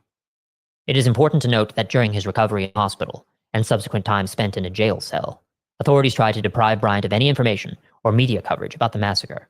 At one point, during the interview, Bryant asked, "How many people died altogether there?" One of the detectives replied, "Including the people at Seascape, 35. At that point, Bryant's mouth dropped open, and he did a double take. He seemed pleased that the number was so high. He followed up with, "And how many people injured? Many?" "Quite a lot," came the answer. But that wasn't sufficient for Bryant. "How many is quite a lot?" "Approximately 20. Bryant's mouth dropped open again. He leaned forward and grinned, as if he could not believe his luck. He asked, "What, seriously or not?" Then he laughed. No remorse, barely recognizing that these were people. From Bryant's perspective, he had wanted to make an impact, to terrify society, and be seen as a villain. So all he heard was a high number, like it was a high score in a video game. The detective got irritated. "I've told you what you've done." Bryant looked back at him insolently. "What have I done?" The other detective interjected, "You killed 35 people." Bryant merely smiled, shook his head, and looked away. Two more detectives were brought into the room. They continued to press him on the murders. Bryant continued to sit there, giggling. The detective said, "It's not funny, Martin. Why are you laughing?" Bryant shrugged. "I can't explain any of this. I don't know anything about the killings." "But it's not funny, is it?" "What isn't?" Bryant asked childishly. "What I told you about. So why are you laughing?" "Because it's good to get out of my cell," Bryant said, and he started laughing again. The cops brought forward an AR-15, the same model of gun used during the massacre. Bryant admitted to buying one under the table from a vendor named Terry Hill. Bryant answered a classified ad in the Hobart Mercury. He had bought the gun at a steep 500% markup and paid in cash. No record of the transaction. No need for Bryant to have a firearms license. Bryant added, "I wish I had that AR-15 in here. Then I'd probably be able to get out. Jump out the window and escape. Because I don't like being locked up." Bryant denied being the owner of the big blue sports bag found in the yellow Volvo left at the scene, containing boxes of ammunition and the 12-gauge shotgun. Despite witness testimony from the store clerk and his girlfriend seeing him buy such a bag, despite witnesses seeing him with it in the cafe, despite his fingerprints being on the bag, the ammo, and the shotgun, and all over the Volvo, Martin Bryant denied everything. The only crime Bryant would admit to was the kidnapping of Glenn Pears, but not his murder, nor the murder of his girlfriend. It required quite a few distortions and leaps of logic. Bryant claimed that Pears was driving the BMW that Bryant later torched outside Seascape. Of course, Bryant had stolen the BMW driven by Jim Pollard from the entrance to Port Arthur, killing all of its 4 occupants. Pears had been driving a Corolla. Bryant made no mention of Pears' girlfriend, Zoe Hall, whom he had murdered at the service station in full view of witnesses. As to why, in Bryant's version of events, he stole the BMW, he merely said, "I saw this car, right? And I liked it." Regarding Glenn Pears, a detective asked, "How did this guy get to be in the boot?" "Oh, I put him there. I had this gun, see? The AR-15. I pointed it in his face." Bryant provided no explanation as to why he just randomly decided to steal a car and take someone hostage that day. After a moment's thought, he added, "See, if people didn't do these unfortunate things, you guys wouldn't have a job." Then he laughed. The detective replied, "Well, there's a lot of truth in that, mate, let me tell you." Bryant was shown a file folder full of images from the crime scenes at Port Arthur, including photographs of each of the 35 dead. Bryant's reaction was to pore over them, fascinated, gleeful, reveling in it. He started laughing. There was not a trace of regret. Frustrated, the detective slammed the folder shut and walked back to his seat. Bryant was asked, "What would you think about a person who has killed 35 people? What would be your opinion of that person?" Bryant looked at the detective insolently, rolling his eyes and looking at the ceiling. Then he said, "It's a wicked, awful, horrendous thing. Something like that. I don't know. And they reckoned others were injured?" he asked, obviously relishing the moment. "Many injured. There's been 2 little babies shot. There have been many witnesses who have given very graphic description of you being responsible for killing those people." Bryant looked at the detective with a mixture of boredom and contempt while he repeatedly nodded his head. Then he replied, his voice full of mockery. "It's sad, isn't it? Horrendous. Beggars belief. Horrific. For anyone to go down there and do a thing like that." It boggles the mind that Bryant thought that these repeated denials were even worth the energy, along with statements of shock that were absolutely brimming with sarcasm. Perhaps Bryant was just acting petulantly after being backed into a corner. But there are indications. All right, what did I miss? You didn't vote in today's poll. All right, well, I'll tell you. Out of the 200 people, I'm going to close the vote. Voting now. End of poll. What were the results? Okay. Correct. Two people out of 100 ID'd him as the shooter. 2.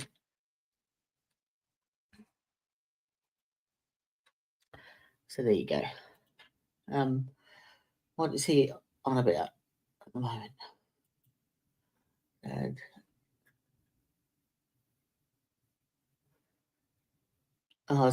Is he going through the police interviews? Should get out. Of course, I should get out. I should get out on bail tomorrow. What? Let me go back a little bit. Horrendous. Beggars belief. Horrific. I like the voice. For anyone to go down there and do a thing like that. It boggles the mind that Bryant thought that these repeated denials were even worth the energy, along with statements. I've never heard of a valet guy. Absolutely. Nothing that I have found has mentioned anything about a valet guy. Because the toll booth is like up the top of the hill. It's not down the bottom, near the cafe at all. You wouldn't be able to see one from the other. So the only person that I know is at the toll booth. That was one of the witnesses that was interviewed, and he was the one that lost his wife. So I don't know any valet at all. And valet suggests parking. There was buses, but I'm not aware of any valet ever. And I've been there. There wasn't any valet parking. I was there 2 years before, so I don't know. First I've heard of that, but I will actually make note to have a look. And I think we'll leave it here because this is getting into like the police interviews and what have you, and we're going to deal with that in another episode. But I'm not coming at this from trying to determine. Oh, let me just get rid of all this shit off the screen so that you can see what I'm talking about. Where is let's go back to this one. All right. I'm not coming at this from a like a guilt or innocence perspective. I'm coming at it as were his rights upheld through the process for, justice, basically. And I cannot say that they were at all, at any time, at any point in the so-called investigation. He was supposed to be on the disability support pension with an intellectual disability. He should have been appointed a guardian, and the guardian and the attorney should have been present at all times during the questioning. And as you saw in that police video, there was no one. And yeah, just effective service of counsel. Your defence attorney coerces you into a guilty plea, and by telling his mother to tell him that she would never see him again if he didn't plead guilty. Yeah, so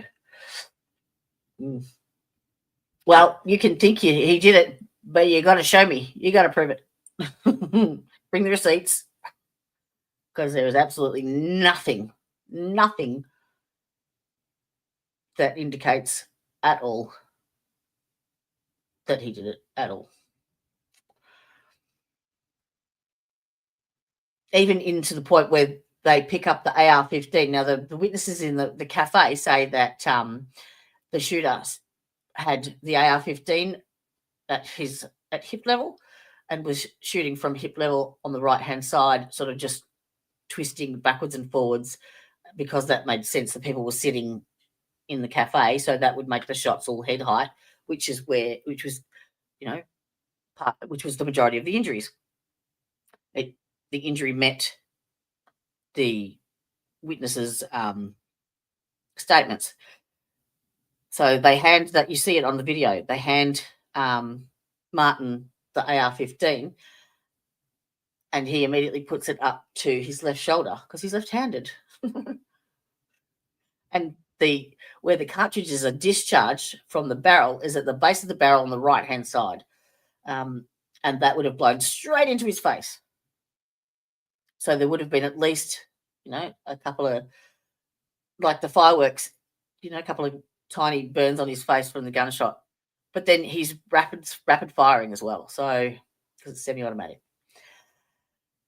Just shit like that. And then I will play you the video, the tape of the audio from the hostage negotiator. And you can clearly hear him on the phone chatting away, happy as Larry, and there's gunshots going off in the background. Who's firing it? Because it ain't him. And then why would the special ops have a visual on him on the roof and be denied the shot? Like, and where's the money? Where's the money? Yeah. So anyway, so thank you again for joining me. We will be back with episode 3. I can't decide whether I'm going to do Helen Harvey and find the money or the deep dive on the psychiatrist, but yeah, we'll work that out. Have a look for the thumbnail, click that like and subscribe, and I'll see you when I'm looking at you. Hasta la vista, bitches.